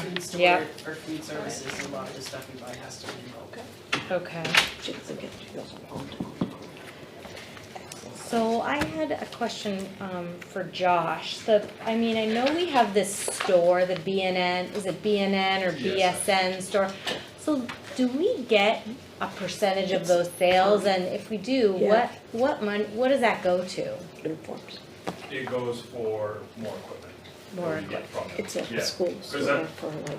I'm not Oh, so we buy saying- equipment from them too? So we get a 15% rate back from them Okay. for everything that's purchased on the stores. Was it like for uniforms? We get a discount on We get uniforms? discounts That's what I on thought, uniforms and some yeah. other things. So you'll see on the store, it says like 15% off this week, 20% Yeah. off this week. Some of that money is coming back to us, we get a check at the end of the year, and then I try and use that check to then help with the purchase of other equipment. Because, as you're saying, the whole 3% inflation, volleyball is $84 right now for one volleyball. Oh my God. Wow. So I haven't changed that line at all over the last couple of years because we're able to cover it from a couple of things, but Okay. when a volleyball is $84 and a softball is $10 and you see it God. going to the woods, I'm like tossing $10 into the woods. Wow. Oh my gosh. It's tough. I did But, not buy yeah. from the store on a 20% off week, apparently. I missed that. I didn't know there was a I bought 20% some off. things in August and they haven't come yet, Yeah. but. Well, the team stores we're done with, that's Yeah. a separate. Oh, okay. Yeah. Is the increase in CTE tuition, is it We, student driven, like enrollment driven, or yeah, is so it? we level funded based on last year's actuals. Okay. So it was, I believe it was like 44 or And now something like it's up, that. yeah. And so we level funded based upon the Okay, actuals. for the because we don't No. know yet Yes. who's gonna enroll. Okay. Correct. Just a reminder to the board, though, that that's a bargain, Oh, yeah. right? Because, first of all, you're personalizing each child's education. A lot of students who take the CTE courses will tell you that's why they continue on in school, because they're really getting that personalized experience. Absolutely. And the other thing is, by attending local CTE centers, you're leveraging all the federal funds that support those CTE centers. So if we stop sending out to CTE and we had to educate those students in-house, our per pupil expenditures would go up because it'll cost at least twice the amount, if not more, to educate the student in-house. So it's a bargain, even with transportation factored in, to utilize those CTE centers. Great. Anyone else have any questions, Andrew? Nope. Tara? Good. Well done. Awesome. Thank you. Thank you. I just appreciate seeing culture and climate events in this budget as well. Oh, I thank you very much. I think I that's appreciate that. That was a goal. Budget for what you value. All right, next up is Holly representing our human resources. So now we're going to We're on focus time. on the 78%. Are we on time? We are on time, Excellent. not No. too fast. We need to make sure, there's a that. lot of moving parts in this, so it's really important that we get this right. Before we hit the before we hit the personnel part, Holly has a small little HR budget that we want to talk about. So Adorable. Thank take a you. look at that cute little HR budget, wherever it It is. did go up though, so it's less adorable. Yeah, I know, I'm sorry, it did go up, by total 3567 because we added, Vector training software. Vector is, an interactive software for all of the HR online, required trainings for staff. It's a really robust system, it's really cool. It tracks like everything everyone's doing, PD wise, we don't have to print paper certificates anymore. We're actually working in other areas of the budget to add trainings for paraprofessionals because they've used the same old training system. That's not part of my cost though. And same with Alice, kind of integrating it all into one system. So that's why you see the increase for Vector. We put that in place this year. They said it would be a 3% cost increase for next year. So that is the 4107. And then there really hasn't been much travel going on, so it decreased that down by 450. So again, for a total increase of 3567. Didn't we approve the Vector software in the 23 approved budget? It was not with the approved budget, it was year-end funds. So I think that's right. that's why you Okay. don't see it in that I line, remember because now. it was Yep. after the fact. Okay. As a user, I love it. Thank you. The amount of time I spent in my life waiting for my kids, I could now make use of. Well, and then it's not the manual so tracking much. of who's done what. Correct. As a teacher, it's fabulous, Yeah, if everything And you transfers get I in love over. sections, it. like, Yes. this is a 7-minute section, so you can Yeah. right. And there's so much more than just like, I've assigned only to people, like, here's the required fun HR trainings you get to do every year.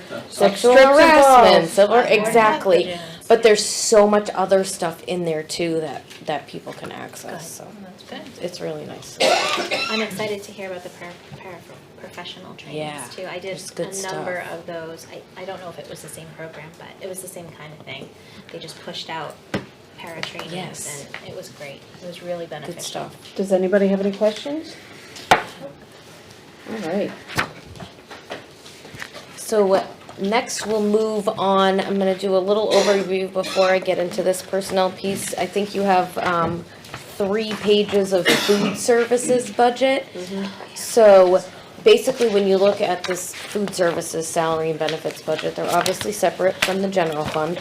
The increases you see in salaries there are based off of the support staff agreement. Our food services staff, besides the director, are part of the support staff agreement.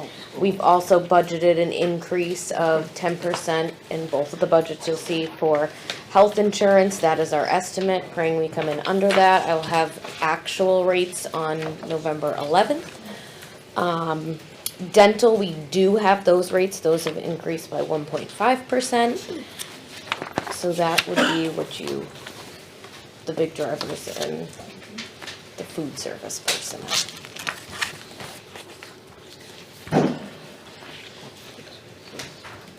Does anyone have any questions about food service salaries? No, just a note taking. Post from PB.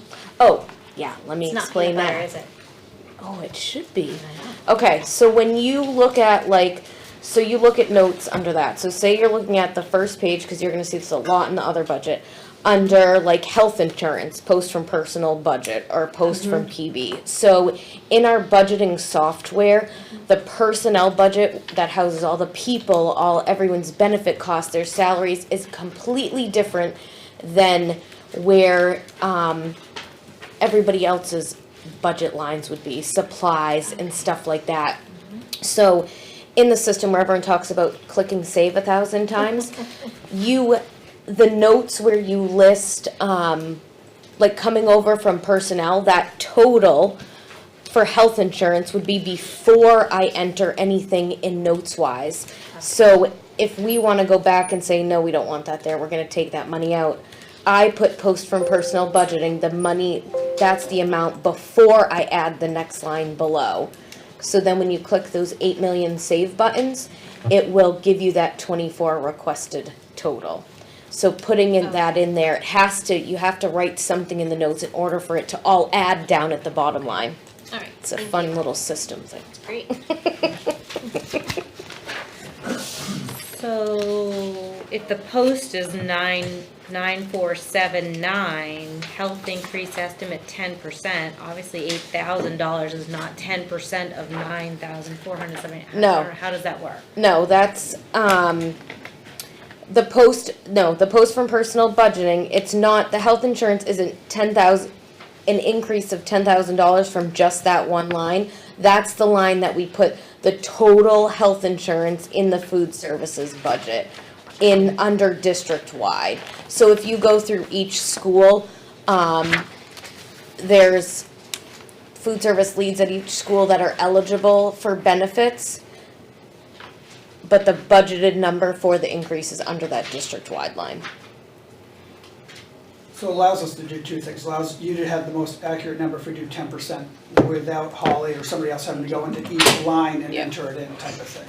So for all of page 1 through 3, 10% of all of the people from there, if 10 would be that $8,000 for health insurance. Okay, thank, page 1 through 3. Yep. Got it.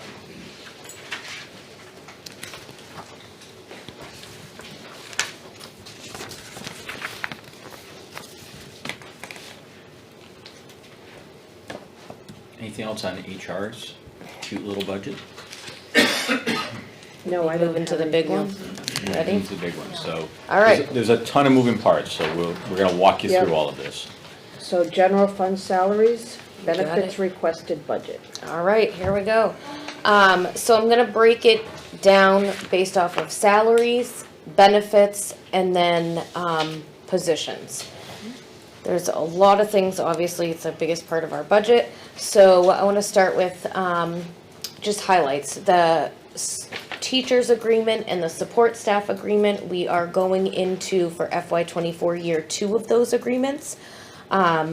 You will see increases. LSS is roughly 3%.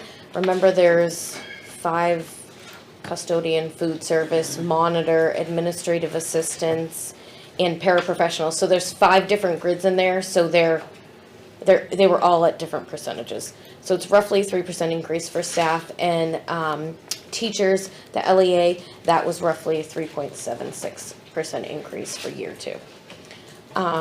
Non-union staff, the very end of the budget, under 2,900, there are pools based off of 3% increases for non-union staff. Non-union staff, there's 2 different pools. One of them shows administrators, and one is everybody else. The administrator pool would comprise of the superintendent, the directors, the principals, the assistant principals. Anyone else that's not part of the union would be in that other pool, such as our psychologists, tutors are part of that pool. The remainder of our SAU staff are all part of that. Severance. This year, luckily, so far, it's, we hit the deadline today, November 1st is the deadline to notify us of severance based off any administrator contracts and teacher contracts. The budget that you have in front of you that was printed and given to you is a little less because I had one come in yesterday. So the updated total for severance based off of 4 staff is $178,756. That is actually calculating severance. That is all on page 1 based off of, that would be money under the salary, 110 salary line, 220 for social security, and 232 for teacher retirement. So just to let you know, I believe once, later on, once we move forward, you would get, new printouts after. the fact, but I just wanna let you know that is a change compared to what you have right in front of you. Substitutes. Substitutes, we budgeted this year for a total of $174,000. That's up $52,000. What we did when we looked at each of our sublines, you have substitute lines at each school. That comprises of any sub-teachers, sub-paras, sub-monitors.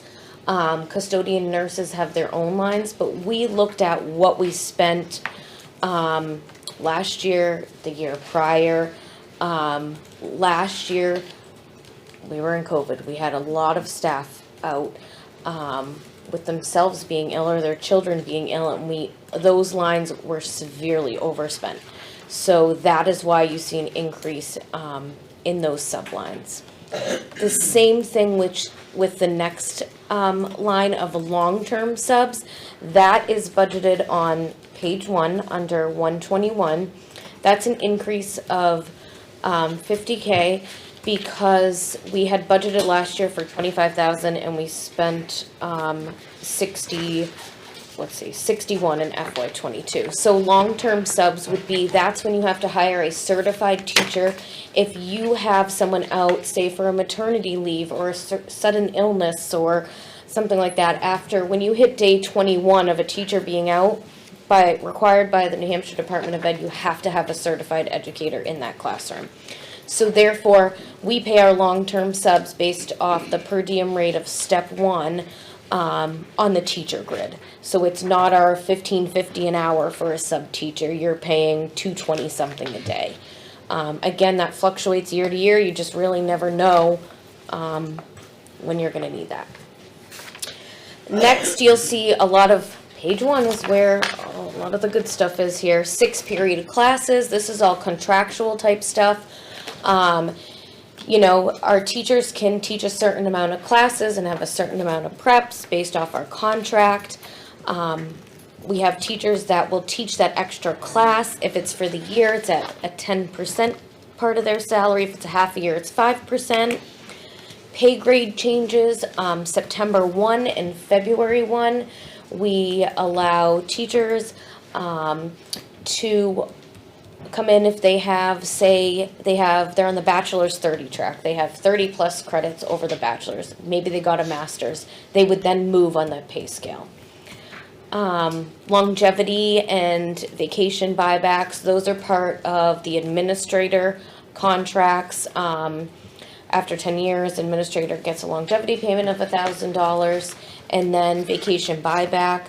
Administrators have the option if they are maxed at 40 days per year. That's our max carryover. So if you're going to go over that, you have the option to buy back some of those days and put them in a 403B. So those are things that I, reach out to staff around this budget time and say, do you think you're going to look at doing that for this upcoming year? Make sure they're in here. Remember, when we do these budgets, when I run all these numbers, it's on current staff and benefit elections at that point in time. Benefits, health insurance. Estimated 10% for $243,509. Today, I went to the school care annual meeting. They said they're looking at an average among groups of 9.6%. So I'm hoping maybe we're below average, but honestly, every time they've told us an average, we end up coming above that. Also, in the entire risk pool of school care, so all the districts, all the towns, everyone that is part of that, the entire group last year, they had a $10 million holiday premium credit. They are looking at a $1 million holiday premium credit. So insurance is skyrocketing. A lot of that they were talking about today is actually prescription cost, higher end prescriptions coming on the market that just don't have generics at this point in time. So by next Friday, I should have real rate changes, and then we'll be able to adjust this number. But at this point, we wanted to put a placeholder in just to have us something. Dental, we normally see pretty low increases in dental. We've lucked out over the couple of years. I think last year we were up 3%. That was probably our highest in the 9 years that I've been here. Dental is going up 1.5%. We are locked in with those rates, so that's increase of 2368. New Hampshire retirement, in a long time, they are decreasing the rates that the district is going to pay, not by much, but a decrease is better than an increase. So currently this year for teachers, we pay 21.202% of salary to New Hampshire retirement. Next year, it's gonna go down to 19.64. Employees, so that would be myself, custodians, people that don't fall under that certified teacher category. Right now, we're at 14.06, they're gonna go down a little bit to 13.53. So at least we see a little bit of a decrease there, because last year they did go up pretty significantly. You will obviously see increases in FICA, those are taxes, those are based on salary, FICA and Medicare, and long-term disability due to some salary increases. Attrition, the fun thing we always talk about every year. This year we had a lot of people leaving. We did bring a lot of new staff in at some higher rates, but we still have a savings of about $176,000 for this current year for staff leaving and new staff coming in. So that's FY '23? Yes. So is that already taken into account in this? Well, it's 23. It's, yeah, so That's it's the current. current That's right, budget, yeah. like we always talk about, Okay, kinda at this time, I look at like Yeah. who's staff that left at the end of last year and what they came Yeah. in, so that's just numbers for you to know, so that's really. this year, but Correct, what you're doing is this budget is based off of current staff. correct, yes, So that, in essence, is accounted for in the proposed budget, correct? cause you're basing off of current staff, but, so FY '24, I'm budgeting off of current staff, that's absolutely correct. What we look at is, because we're budgeting so far out, we don't necessarily know who's leaving. So then I always run numbers to say, who left, who came on for FY '24. Yeah. So you'd see a little bit more of a savings at that point. This is to see why, you know, at the end of the year, there could be money left over because we had these savings in salaries and benefits for staff coming and going. All right. Next, positions. So, obviously, the salary and benefits budget, there's a lot of stuff that we can't control that, we have increases to stuff. So we really looked at, with our administrative team, our different departments, schools, et cetera, where we could possibly take reductions of positions. So this current budget that's presented in front of you has a reduction of a music teacher. We left it as music teacher because when we look at a reduction of a person, it's a K-12 pool. Obviously, the position would come from the middle school, so each school would have one position. But just remember, that doesn't mean that's people, that's just position-wise. 2 special education teachers, 1 we had put in for the budget, this current budget FY '23 at the middle school that we did not fill. So we look to absorb that next year. One of the other positions will be from the high school. Again, pool-wise, people-wise, it's a K-12 pool.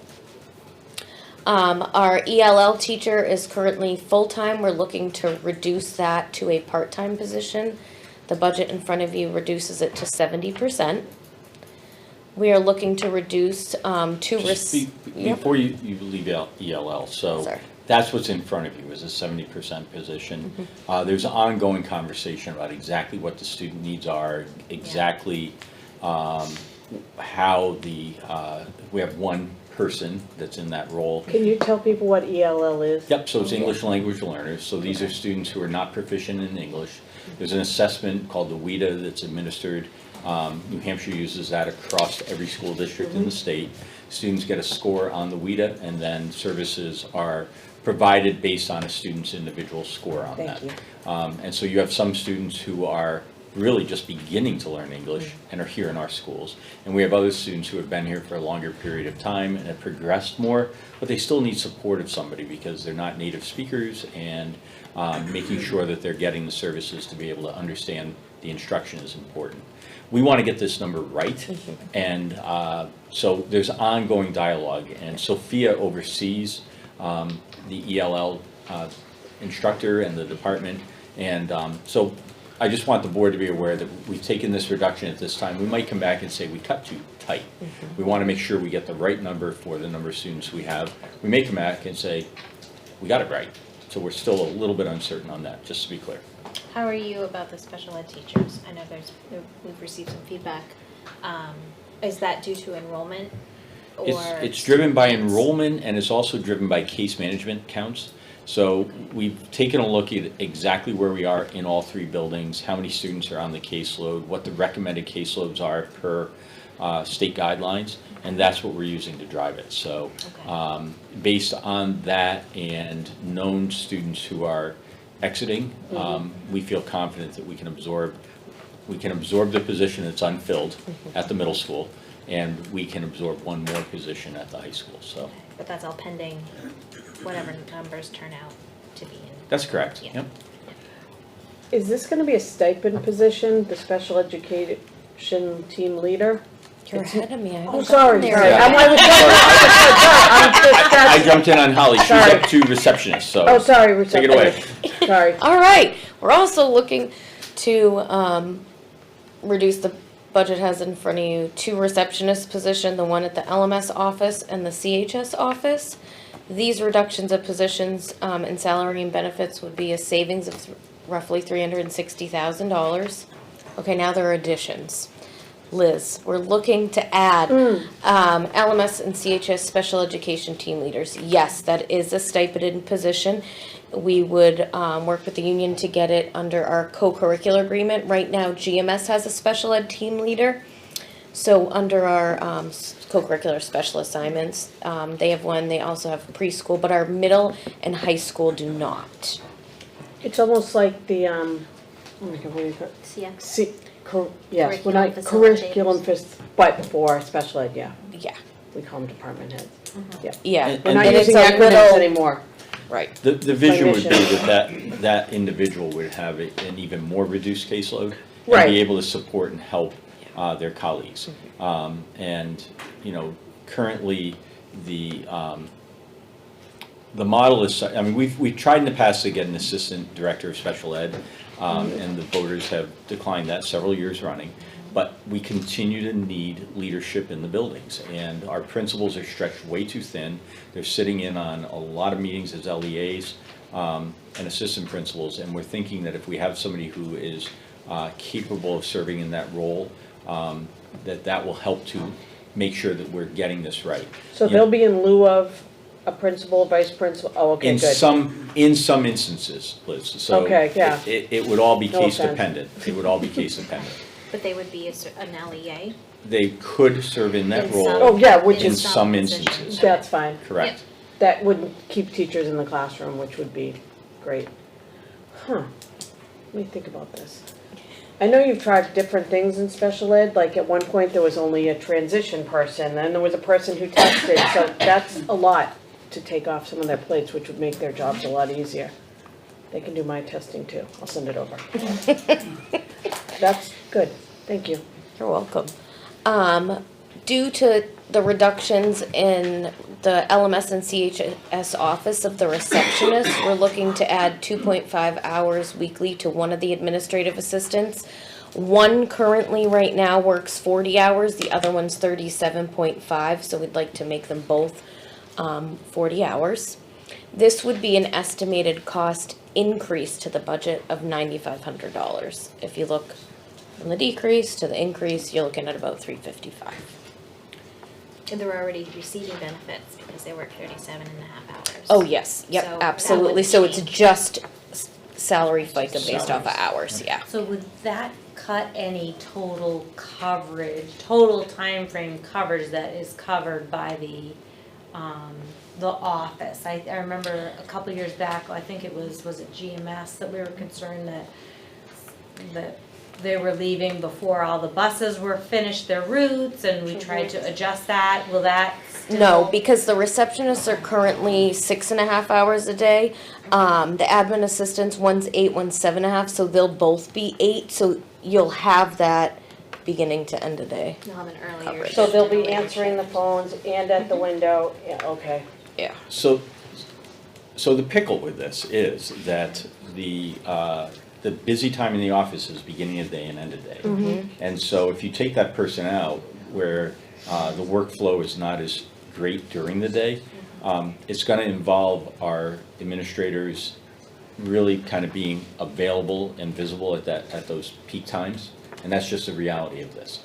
You'll also notice, I'm gonna answer this before you ask me the question, which is why LMS and CHS and not GMS.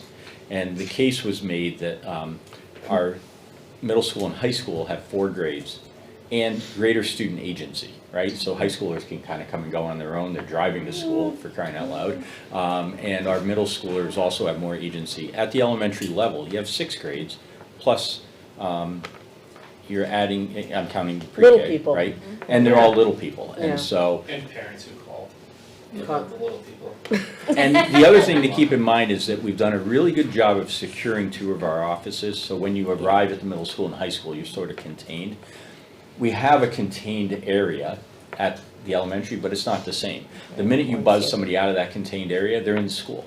And so the way the office is configured and interacts with that space is very different than it is in the other 2 schools. So I know a principal who made a very strong case why we shouldn't be touching that, and it's not being touched because it's just a different setup at Griffin than it is in the other 2 schools. So when all of this is put in the, and mixed together, it has resulted in a savings of $350,500 roughly. And I just think when you looked at those first 2 sheets, that's how we were able to produce even more savings. Had we not made these suggested reductions, the amount that was up on Doug's slide would have been that much greater because these numbers would have been factored in with additions on top of it, right? So. Just to go back one question there, just so I understand. 2 receptionists, is that 4 individuals or is it 2 individuals? Oh, 2 Okay. individuals, yeah, One one each school. reception. One at each school. The ones who are Correct. sitting right at the front answering the phones and Yes. having the So kids sign in in- and out, they're yes. part-time, okay. So in each school, Andrew, we have a receptionist in the office, 1 and 2 administrative assistants. So it would be cutting that 1 receptionist position from LMS and 1 from CHS. So you just leave 2 administrative assistants in the office. There would be no longer a receptionist.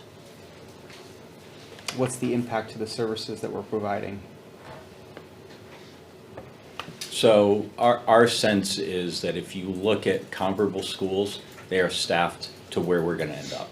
So 2 administrative assistants in an office with a school our size is kind of the standard norm. Will there be an impact? There'll be 1 less person to answer the phone when 2 lines are ringing. So, you know, it may kick the voicemail or it may take longer for somebody to answer. But again, that's the norm in schools our size. Do you think there's any safety concerns with the removal of the positions? Well, safety's a, Less eyes on the glass and the doors, you know what I mean? yep, absolutely. So, but safety is always one of those, it's hard to make that prediction on. But again, when we look at schools, we've done things like enhance our secure entrances. And so the eyes on the door are not the same as when it was Ali income free, right? Now you are in a contained area and you can make eye contact with somebody, hey, I'll be right with you, I'm on the phone kind of thing. And so it's kind of subjective to answer that question, I think. In regard to special education, is it right for our district? Right, we know that, what is the number, 25% of our kids, right, are in some type of special education program? And by reducing by 2, does that feel right? It doesn't feel right to me, so I'm asking the question.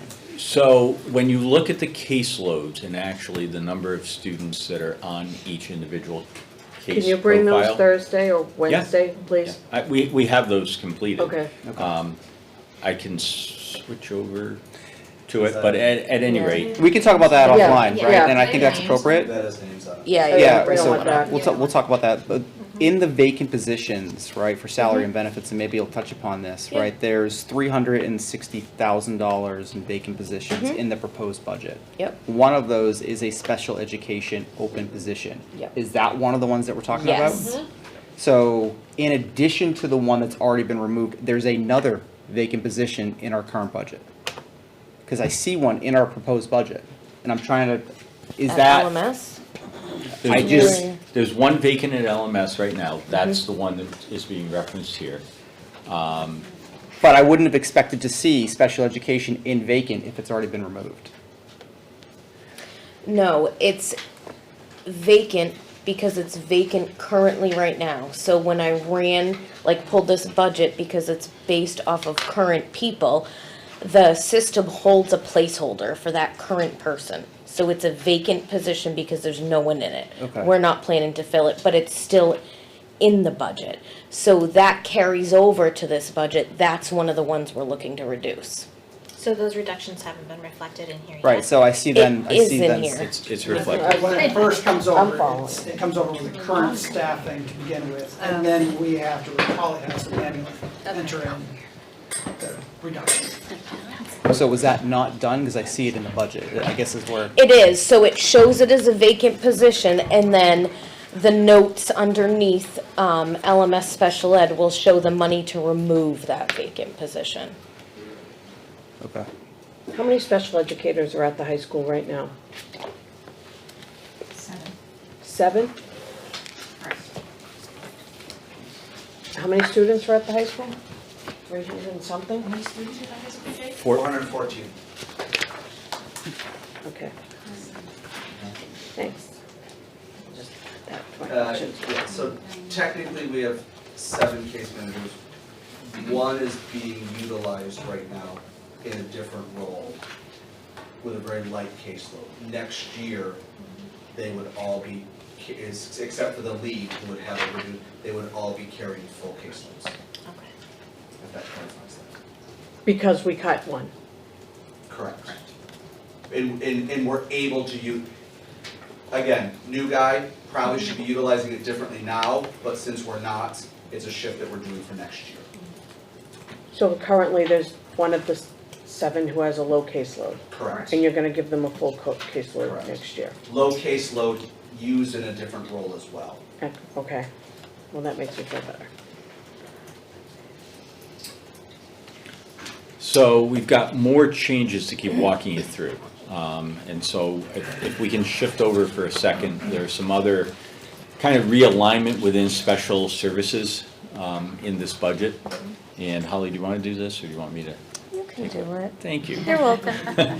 So, when I arrived in Litchfield, we actually had 3 school psychologists. There was 1 in each school.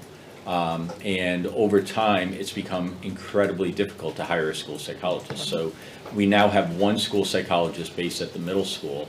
And that person is being utilized as sort of school psychologist and in a variety of different ways. So what we're suggesting with this budget is that we have 1 district-wide school psychologist, and that we target the specific things that a school psychologist has to do, the type of testing that must be completed by a school psychologist to that individual on a district-wide basis. So we elevate them out of LMS and we put them in charge of the testing services across the district. Can you explain that again? They're not like a psychologist, go on the doctor and sit on the couch. They are doing actual testing on students who need to be identified as special ed. That's correct, Okay. identified, or it could be annual cycle testing that needs to be done. But there's. That a special educator cannot do. Correct, a special educator cannot do. And the I found school all this psych stuff is out. currently doing some testing that special educators can do, because they're seen as sort of the specialists in testing.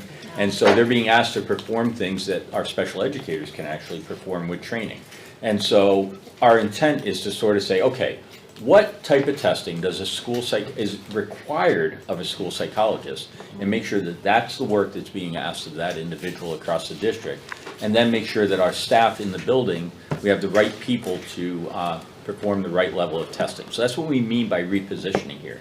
because we've been asking for things to be done by school psychologists that could be done by other people. So we want to be smarter about the way we utilize our personnel. In taking that person from a building level school psychologist to a district-wide, we are proposing to make them full year. They're currently a school year person with 10 extra contract days, but we know that there's testing that will need to be done over the summer, and so it's actually expanding that role to a year-round position with vacation time, with the added costs that would go with that. So it actually will cost a little bit more to have one district-wide person. Can I just ask, what's the benefit of extending them to full year? So that testing that needs to be done over the summer can be completed by our employee. Because here's what's currently happening. Right, that's what We I are was- contracting out services at a way higher cost in order to get it done over the summer. So our vision is that we have one person year-round who can achieve, do the services that are necessary and to reduce the amount of contracted services that are needed. However, if we take a person out of LMS, we need to replace that person because there are daily needs at LMS that the school psychologist is filling. And so we're proposing to add an LMS mental health clinician. That would be similar to the role that we have at the high school currently. And the mental health clinician would be funded 52% by the general fund and then 48% by grant funds. That person has a different skill set, but think of them as more the interventionist. So something happens on a day, the mental health clinician is able to step in and to take care of that. Currently, the school psych is serving in that role, and it's taking away from some of the other responsibilities. So we're trying to, again, make sure we have the right staff with the right credentials in order to intervene as needed throughout the school year. We also, our current LMS social worker is currently funded 100% by the grant, and we want that to be moved to be 69% from the general fund and 31% by grant funds moving forward. So we're trying to make sure that we get the right positioning of how to fund the staff that we have in the buildings. Is that because you're going to fund the mental health commission through that same grant? Correct. Okay. So there's a total cost increase to do all of this of $102,000, but the amount of money that we're spending in contracted positions to have evaluations done by folks who have the credentials to do those evals will offset this. So in the end, it'll be a more streamlined approach. It'll be in-house personnel who are able to perform this, and it's about making sure the person with the credential is performing the work that needs to be done. And so it gives us more flexibility having somebody at the district level than at the school-based level with then contracted services. Did I explain all that correctly? Yes. Yeah, I think it also allows us to be a little bit proactive on what we're paying the school psychologist, because schools are losing their school psychologists because they're going to other places that are paying more. So we can either react after that happens to us or pay what is closer to the going rate of a school psychologist and hopefully keep one and keep consistency with a person. So they're testing the same students all over, which is a good thing too, and communicating with the same staff. So this gives an overall increase of salaries and benefits of $500,653, which is a 2.7% increase, and that was updated on the 31st yesterday, so it's probably a little bit more than what you're looking at in your budget sheets. The other thing I want to do is invite Jake and Josh to come up to the table again, and I want to talk about two requests that came from the high school. They are logical requests, they are need-based requests. They are things that I think are important in order to make sure that our high school continues to operate at the high level that it has, and it's all relative to athletics. And I'm going to let them make the pitch with you so that you understand and can ask exactly about what it is that they're proposing. I will tell you it's not in the current budget. It's not in the current budget because we're dealing with numbers that none of us are comfortable with. However, they have every right, I guess, to make the pitch about what their need is, and again, it's logical, it makes sense. So Jake and Josh. Hi, I'm back. So earlier I said I wasn't asking for anything. So these two are linked together. We currently have an open vacant position for a part-time PE position that has been vacant for year. Yeah. For the, at least this whole school year. So these two are kind of linked together. 11% of our students were booted out of a semester 1 PE class because we don't have the staff for it. That was 42 students just for semester 1. I haven't projected the semester 2 yet because I haven't thought that far away. In addition to that, our athletic director teaches 2 classes because we don't have the staff to be able to do that. Also, with only 1 PE teacher, our current numbers for our classes are considerably high for our 1 PE teacher. And we all know that A, 30 kids is a lot in a class, B, having them running around throwing frisbees at each other or doing whatever it is they're doing, it's not the most conducive learning environment. We also want to be able to reach more kids with our PE program because PE today isn't the PE that it was back in the day. We're talking about lifetime fitness. We're talking about reaching kids that aren't our athletes. We're talking about being able to instill in them healthy choices from the beginning. And we're just not able to do that with 1 PE teacher. Shannon Zepan is amazing, and the work that she is currently doing is awesome. If we were able to have 2 full-time PE positions and reach more of our students, we're able to free up Shannon to focus more on her kids and then bring someone else along the same lines. Also, with moving the 2 classes away from our current athletic director, with him not having an assistant and getting rid of that position, there are a lot of other things that Josh has to take care of. He doesn't always have the time because he's teaching 2 classes as well. So if we hire a full-time PE position, which we had people that wanted to apply if it was going to be full-time, we're able to free up Josh to be an athletic director for the district. We're still going to need to keep that middle school stipend position because Josh can't be at 2 places at once. So that is still an important role. But it frees him up to be a full-time athletic director.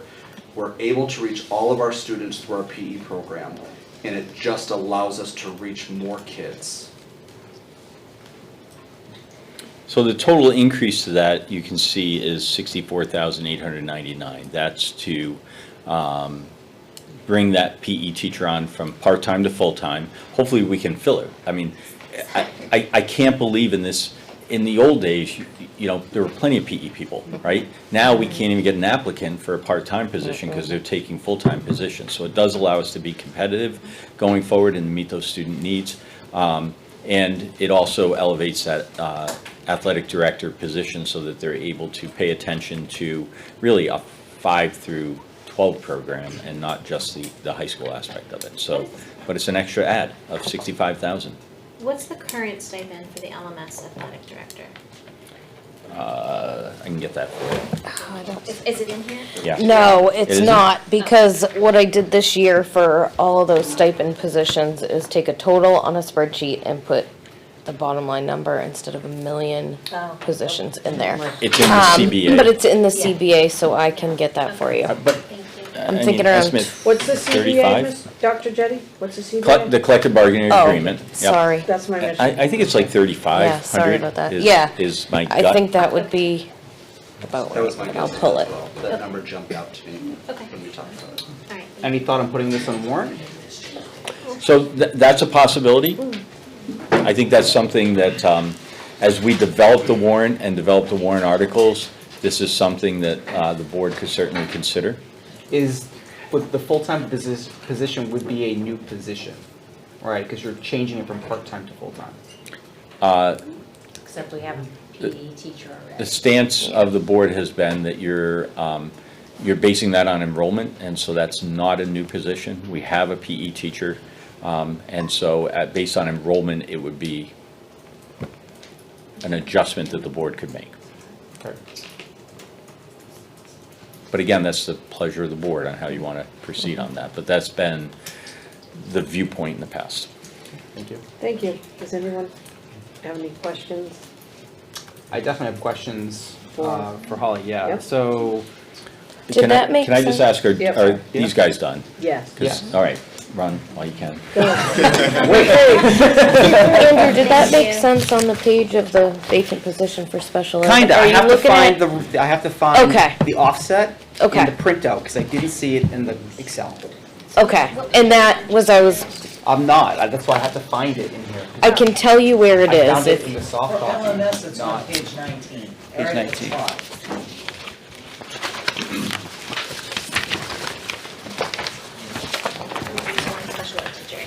Yep. So, Okay. so think of it this way, say we filled that position this year, that vacant position's name would be Sally, right? That's Sally's position. But underneath, it's pulls us vacant from the system because we don't have a person attached to it. We did not fill it. Got it. We don't plan to, and so then right underneath it is where I put the reduction of that amount. So are there any other listed vacant positions that will have a negative offset? There are other vacant positions in this budget, but nothing else that was vacant that we Removed. Correct. Okay, thank you. You're welcome. So, what I've done for the board's benefit, and we'll go into more of this on Thursday, but to understand what I'm looking at, right? I took the soft copy, and as I've done in years past, ran it, looking at it, et cetera. Obviously, the biggest part of what we're talking about tonight is salaries and benefits, Yep. right? It's the biggest part of the budget, as you mentioned. One of the things that I saw was specifically on insurance. You're right, I mean, I can appreciate the 1.5% on dental. I see a 10% increase in dental across the budget. That's just the percentage that I see looking at all the 212s. Yep. Right, it's a 10% increase. And on the 211 increase for health insurance, I see a 24% increase, which doesn't align to the percentages that were presented tonight. It could be an opportunity to reduce our budget, and I'm hoping that it is for everyone's benefit, right? But what I don't know is Are they Would that mean placeholders? maybe is more- what's in here correct? I Maybe would Can I more- try to- more people I have an signing answer up for for that. medical insurance? So That- if you would, that if you would just take a second to go to,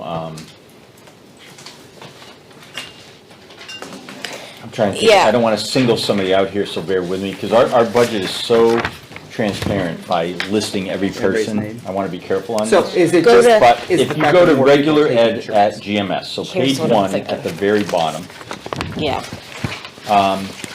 I It'll be think page what's- 2 is what you're looking at, It right? Health trickles over to insurance. page 2, but basically what ends up, it's a little deceiving because the way it gets budgeted, the collective bargaining agreement, the first year, right, which is the current year that we're in, is listed at the end of the budget as one big pool of money.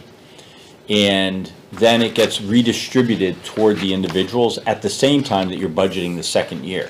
So it looks like everybody's getting an 8% raise because we've now distributed the pool and we've added the other 3% on top of that, right? So the appearance is that there are all these large increases. I think the same thing is happening with your health insurance. It is. It's a double increase, and that's why you're getting 20%, because we have 10%, but we know it went up last year at, 10.8. okay. And that's how you're getting that number, because it's a double allocation of those increases because of the way the collective bargaining is done. And so to offset that, Andrew, if you go to, The very end The of the 29 budget under 2,900, that's the 2,900. lump sum increases that are put into, for dental or health, or the salary CBAs were put in there. so the health insurance, the approved budget of 202,000 in the FY '23 Yep. approved, has then been distributed out across all the various players, and the second year has been added. So I think that's how it's happening. And I would need help figuring out how to like pull that back out. Like where's that number to capture and to Yeah. back out of all your numbers? I don't see it. So if you look at the salary line under the 2,900, the 351,000 that's there is then sprinkled all throughout the budget with the second year added in on top of it. But that decrease of 351 has to be backed out of those calculations. That's salary, I'm good with that, I'm talking insurance, right? And I'm looking for the offset in insurance. Are you looking approved to requested? What is here? Like 2023 approved to the 24 requested budget, is that what your, Yeah, what is your so spreadsheet run off of? 2023 approved for insurance, just to 11, across the entire budget, was $2.153 million, Okay, just health insurance. okay. What's being requested in 2024 is 2.689 million, which is an increase of 24%. Does it, I don't know how you're doing it, Andrew, but does it matter that the FY That's what I have to '22 see. actuals were 348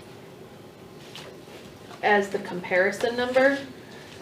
See, this, Oh, yeah, I and this think it is, might this be in is the where I coverage need to as walk well. the I think it board is too. through. So Yeah. the health Because insurance line You're looking at it on a is page all those people. Yeah. as That's up representative of a 61,000. specific section. And then. I'm looking at it across all of the pages 297. together. I think we need Right. to look at And add it it, up. what he's, But I guess what I'm saying Calculator. here is, Because over here. does we're the saying difference that it's from a going, 10% just increase. looking at Total. on page 2, just this one section, just here, Yeah. it goes, the actual was 348, the budgeted was, for 23 was 299, and then the requested is 361, so the increase from 299 to 361, I think, is that 24%, but looking at the actual, 348 to 361 is half that.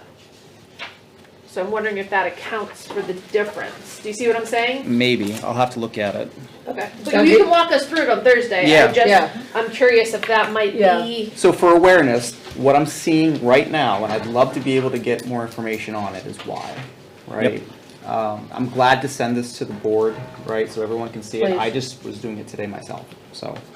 So I think to add on to that, Yep. if you don't mind, so, and again, not to single anybody out, but you know, at this, I'm looking at 5 first grade teachers. I have no idea what they took for health insurance last year, but if one went from like no plan to a family plan, that's gonna increase it by 25,000 right there. Absolutely. So I think Well- that's the digging that we might, it's definitely, when you're looking at the approved budget to the requested budget, so even if you look at on page 2, health insurance for regular ed teachers, it shows an increase of $61,000, but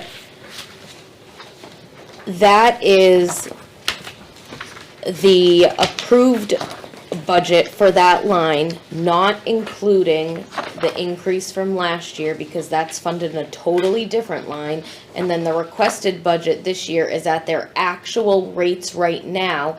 That doesn't include the 10% increase, because that's budgeted in a totally So different what I'd line. like to do, right, is when I send this to the board, Can you, I'm gonna send it to you. awesome, thank Right. you.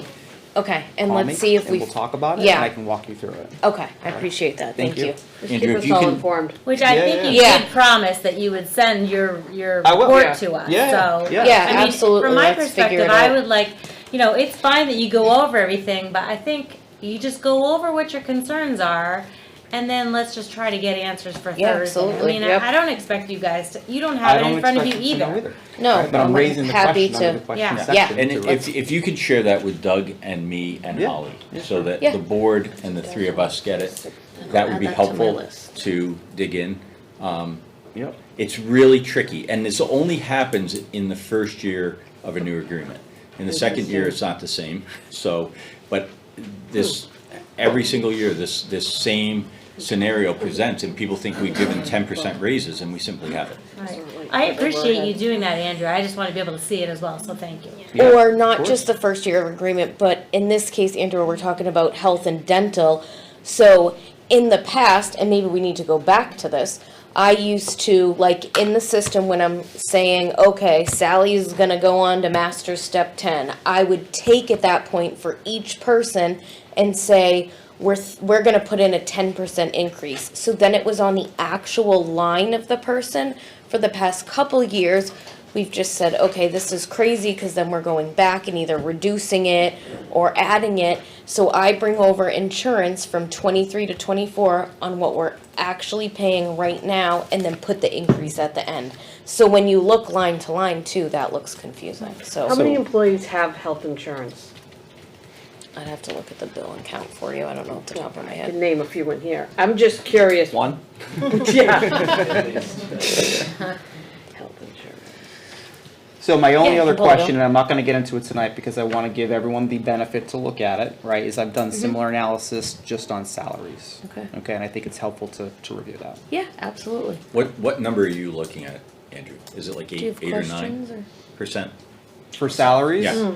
I actually haven't done the percentage. Okay. So I can do that, but I haven't done that yet.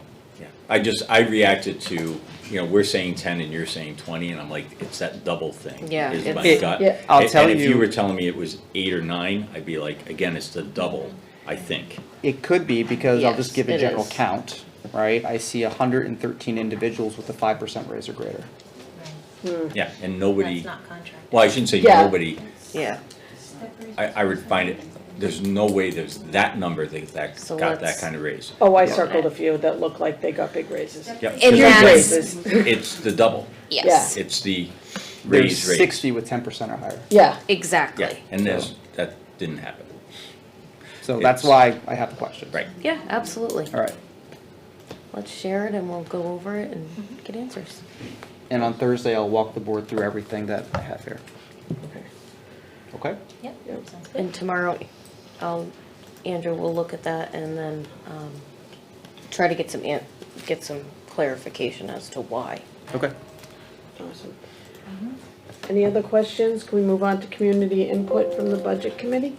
Just Oh, one other thing that is important for the board to understand.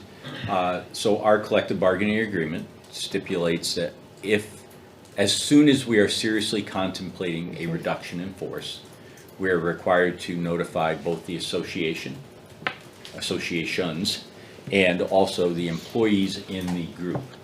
So as all of this was coming together, we handed out letters last week. A letter went to Patrick as the president of LEA, to Kathy as president of LSSA, and then to all the employees that are in that group. So every special educator, because they're all K-12 positions, they all got a letter saying, we're contemplating this.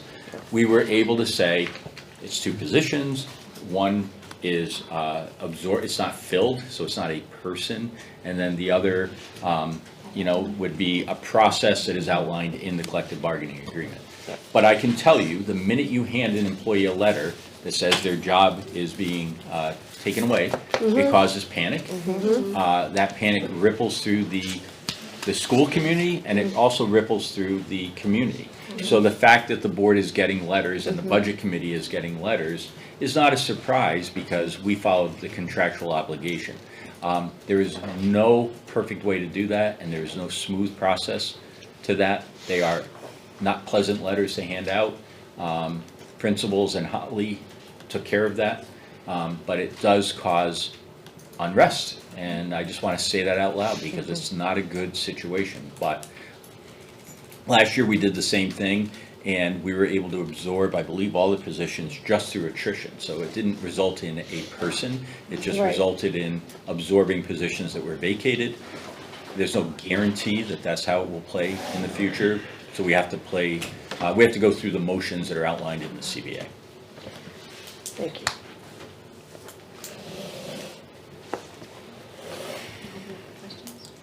I'm gonna open it up for questions from the budget committee.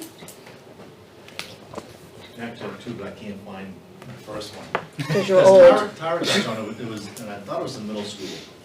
Talked about an increase, it was like $9,000 and $8,000, all in the same one. It was confusing, the answer that was given, so, but I'll come back to that one. But actually, because Josh is still here, so going back to the PE teacher from part-time, full-time, and the cost, but what you didn't mention is you're not replacing the PE assistant that we had last year, right? So I'm just curious what the savings is from that position, and what is the part-time position dollars saved? It almost sounds to me like that would be a wash. So the administrative assistant was one of the positions that we cut last year. Right. So that absorption's already occurred. There's no more to absorb from that, Brian. But that was about a $23,000 position, I think. Yeah. There's also- 20 hours So then a you week, have, 20 hours, that's, yeah. okay. And then you have a part-time position right now that you don't have filled, so I'm just curious, what was budgeted for those dollars? Yep. Part-time, Let us get you that number. part-time PE position, so that increase on, the slide, part-time to full-time, was taken into account what's budgeted already for the part-time position, so it's to increase it the other 50% and adding benefits onto it. So on, let's see, Page 12, Holly, at the bottom. okay.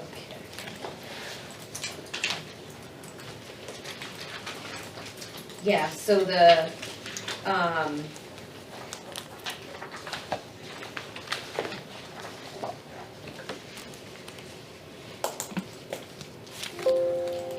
okay, so when I budgeted this on X, and here's an error, you see 59,000, I budgeted it as full-time. So basically took a reduction of 29 to make it, a part-time position, it's roughly about 35,000. So to add in from part-time where you're only paying salary and taxes, what our slideshow, about 53,000, I think, would be added to the budget to make it full-time. You're adding the other 50% of the salary, taxes, then you gotta add in retirement insurances. So the part-time position is in the current, or the proposed budget. Thank you. You're welcome. Did you find your other one, Mr. Brian? No, not yet. Was it the smart boards, Brian? 8,000 and 9,000 in my, Oh. What is it? I don't see anything. So it that's wasn't in yours. Was it the I smart think it boards? was food service on page Oh, one. food I think service? so. So, yep, so That was my. before the other that was my salary. second. He's old. We'll cut up some. Yes. Tara asked the question. Yeah, so again, the 9,000 is for one employee, the 8,000 is for a group of Oh, employees. yes. The increase to a group of employees type of thing. We just put it into one line, because we don't know what the exact increase is at this point. Is it on page Yeah. one? Page one, personnel, Page one. so in the middle of page one, line, count 211.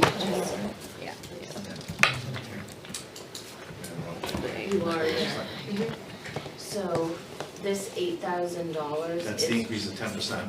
for all of the Yeah. employees in here. I just put it under the district-wide No, line. I got that. That's the 9,500 I don't understand. Oh, okay, so the 9,500 was the requested budget for just this employee under district-wide's cost of their health insurance. Because, so in order to get these two numbers to add together, you have to put the 9 there. So the 94 was insurance for just this one person under here. So is that new insurance? No. No. So if I didn't have this health insurance increase there, that 94 would be here. Got it. Okay, thank you. You're welcome. Is your question answered, Brian? Thank you. Anyone else have any questions? Will the new positions be going on a warrant article for the voters to decide? Which new positions? The ones that were just posted up there, the PE teacher and a couple others that have been mentioned? That was a lot of information that we just received this evening, so I think the board, So it was a PE teacher, and are you talking about the leads for special ed? Well, there was Any new positions? mental health, Oh, mental health The at LMS, and then, I mean, we have an AD. can you send us the overview sheets? Yes. Yeah. We usually have those, The slideshow? Yeah. Slide deck? Yeah, yeah, Okay. we usually Who's have gonna a break summary apart the page. first? yeah, I didn't share it with you because the second part's not ready for Thursday, Oh, but I'll that's get it okay. to you. But You'll that have would it. be Could you helpful. share, there was an attrition slide presented as Yep. well? Yes. Thank you. All of it. We'll get back to you, Mr. Leary, when we finish the whole 2 days. Anyone else have any questions? Can the board clarify for the new principal in the district Which one? what positions would have to go on a warrant article? What would be considered a new position?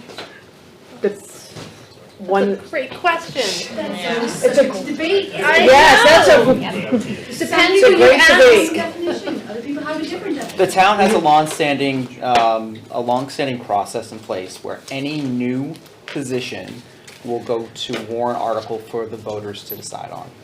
If it- However, the warrant also included expanded positions as well as new positions. And that is where the debate often devolves. Well, I appreciate the clarity on that. Absolutely. We also do part-time positions as well. We can fill that in. Sorry? Okay. Did that answer your question? Yeah, absolutely. Mr. Hess, thank you. Anyone else? Anyone? Yes. Are you done? I think, just a question for the board, do you want to try to schedule a meeting for next week? Yes. I'm assuming that my prediction is we're not going to be done on Thursday. Correct. So, Election Day is Tuesday. I'm not available Tuesday because I'll be at elections all day. Parent-teacher Yeah, when's parent-teacher conference? Parent-teacher conferences are Monday night, and so I think that's All day bad. Tuesday. I think Yeah, you're, Wednesday to work with. I think But you're we have ultimately, facilities on Wednesday, we could do it after facilities, the tour at LMS. that's my suggestion. So we're there that at, where is it? We're there at 3:30. The tour is gonna take about an hour, so we'd be done about 4:30. And we could meet at LMS, we're there, we don't have to necessarily move somewhere. I or will not it's be present. Your call. Too early? On Wednesday? I will not be present on Wednesday.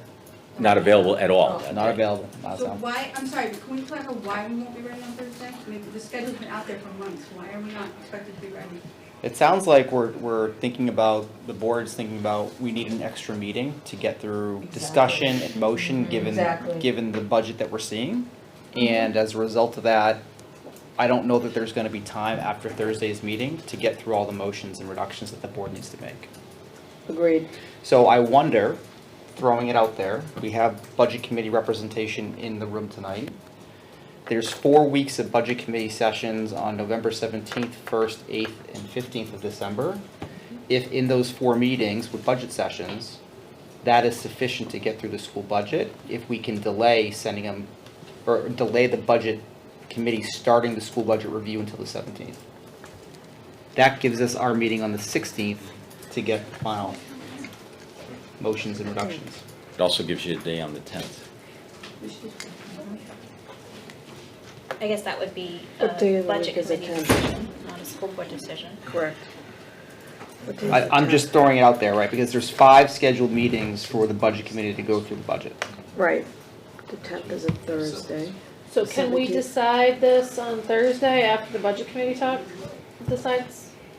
Is that an option? The budget committee is not meeting this week. We're meeting, you're Oh, meeting, right. okay. We don't have a regular meeting until the 10th. Wednesday, Thursday. What days? Well, were you can gonna I do? also say, the 10th, the budget committee meets at 7, could we meet before that meeting? I just have a conflict on the 17th, and Heidi's gonna be my backup, and I would really love to be at the Budget committee meeting. meeting. I think the 10th, you probably want to have the budget done and copied. I guess what I'm hoping, so looking at, Yeah. your next meeting is, well, we have a meeting tomorrow, 16th. regular school board meeting. Then Which we have I the won't be at budget until presentation 6:30, on the 3rd. Mhm. I don't believe we're gonna be ready to finalize the budget on the 3rd. I No, could we be have a wrong lot of about that. discussions. So I'm suggesting the 9th so that we can then get it finalized on the 10th to present to the budget committee on the 10th. Although they've seen the presentation, I think we're just updating them on exactly where we landed and what the numbers are. What was the reason for not being able to meet on the 8th, is because it's election day? Election you're day, not gonna be there. I'm at the polls all day. I'll be counting at this time, The 7th. still. What did we say? Hand January counting, by the 7th? way. Conferences. Oh, why can't we I push mean, it into the next week? I could do the 7th, I mean, You have conference, I I have have conferences. I have them earlier in the afternoon, There's a okay. CIP meeting that day. Could we postpone it till the 17th? I'd rather not postpone it. But I mean, want think we Andrew need to have be this there on the conversation. 9th. I want us all to Right. be there. Can we meet prior to the, no, that won't be enough time either. There's no good window between the 7th and the 9th to meet. Are you available the 10th? I'll have to check on flights. I just don't think we'd be able to get if there's any adjustment to the budget, I wouldn't be able to get that ready to the budget committee if we met on the 10th for their 10th meeting as well. You're gonna have the same problem then if we meet the 16th or the 17th. Correct. No, because I could do it on the 17th, the morning of the 17th. So do we ask for an extension of a week? Friday. The 11th? 4th. My preference is for the board to do its diligence, to take the time we need to get through the budget. Agreed. I understand it's painful for the budget committee, and I appreciate that. However, I think it's prudent of the board to review the budget at our next scheduled meeting on the 16th, and then hand it to the budget committee on the 17th. I'm not gonna be able to go to that budget committee meeting on the 17th, just telling you that. I'm getting looks from the back of the room. Hey, it makes my job easier. If I don't have time to ask questions, you know how I'm voting. In the past, hasn't the school board made motions at these joint sessions and reductions? Yes. I think if I had summary and like the the position changes and the reorg changes ahead of time, I might be in a position where I could make motions. I mean, we could make some motions if people feel comfortable with that. I mean, I can vote, I can vote on food services, the school budgets. I need to understand the salary and benefits part of this before I can make motions. So- I wholeheartedly, that's just the reality. as a budget committee member, I wholeheartedly agree with you. I'm disappointed in the timeline. I think that this should have been addressed earlier instead of waiting until tonight to find out that it's not going to be done in time. So why don't we hold, Well, it was just at the last meeting that Andrew brought up, that he'd like to do this analysis, so I believe that that's an important part of this, that wasn't Absolutely. factored in when the timeline was developed. 1.5 million, that's what you're discussing. We'll have a difference in opinion. what if we vote on the other sections tonight that we feel comfortable with, and then we can have the discussion and hopefully add salaries and benefits to the voting on our the next meeting? 3rd. Yeah. I don't know that there's a whole lot to cut from the other sections, so I mean, That's- for me, Right. it's, Kinda where I for me, am. for me, it's a straight, I'm gonna accept the budgets Of the schools of the schools as presented this and the evening food services. without general fund salaries. I agree. Any other, sorry, Oh, I'm no. not the chair anymore, Do sorry. do you feel comfortable voting on food services and the school budgets this evening? I just don't know what it gets us to do that this evening. Then we only have the last two to do on the 3rd, and we Right. stay till it's done. But our motion to approve is gonna take 10 seconds. Yeah. It's gonna take 10 seconds Yep. tonight, or it's gonna It's take gonna 10 take 10 seconds on seconds. Thursday. Fair enough. I say we work all the way through to the 3rd. Sticking along and discussing it. And can I ask you a question? Yeah. Andrew, do you feel like you would have adequate time on Thursday to go through personnel and be comfortable to make any changes that evening? I'm hopeful that once I'm able to get with our HR director to review salaries and benefits, that we'll have some type of understanding coming out of that session, and that will allow me to make motions perhaps even Thursday. My And preference you'll is- share them with the board. Yeah, of course. Awesome. My preference is to not change the timeline, so that if Yep. we can do that, that would be ideal. Okay, let's see what we can do And we're over here the for the next long 48 haul on hours. Thursday. Take a nap. Do you have any time tomorrow to? We'll connect. I feel confident that Andrew and Holly will work through that and share their And then findings. Andrew, will you send that over to us I will. tomorrow? You'll get it tonight. Okay. Awesome. Any other questions, comments? And how do I end a meeting? Motion to adjourn. Motion to adjourn. So made. Second. All those in Thank you, favor? everybody. Aye. Aye. Motion to adjourn.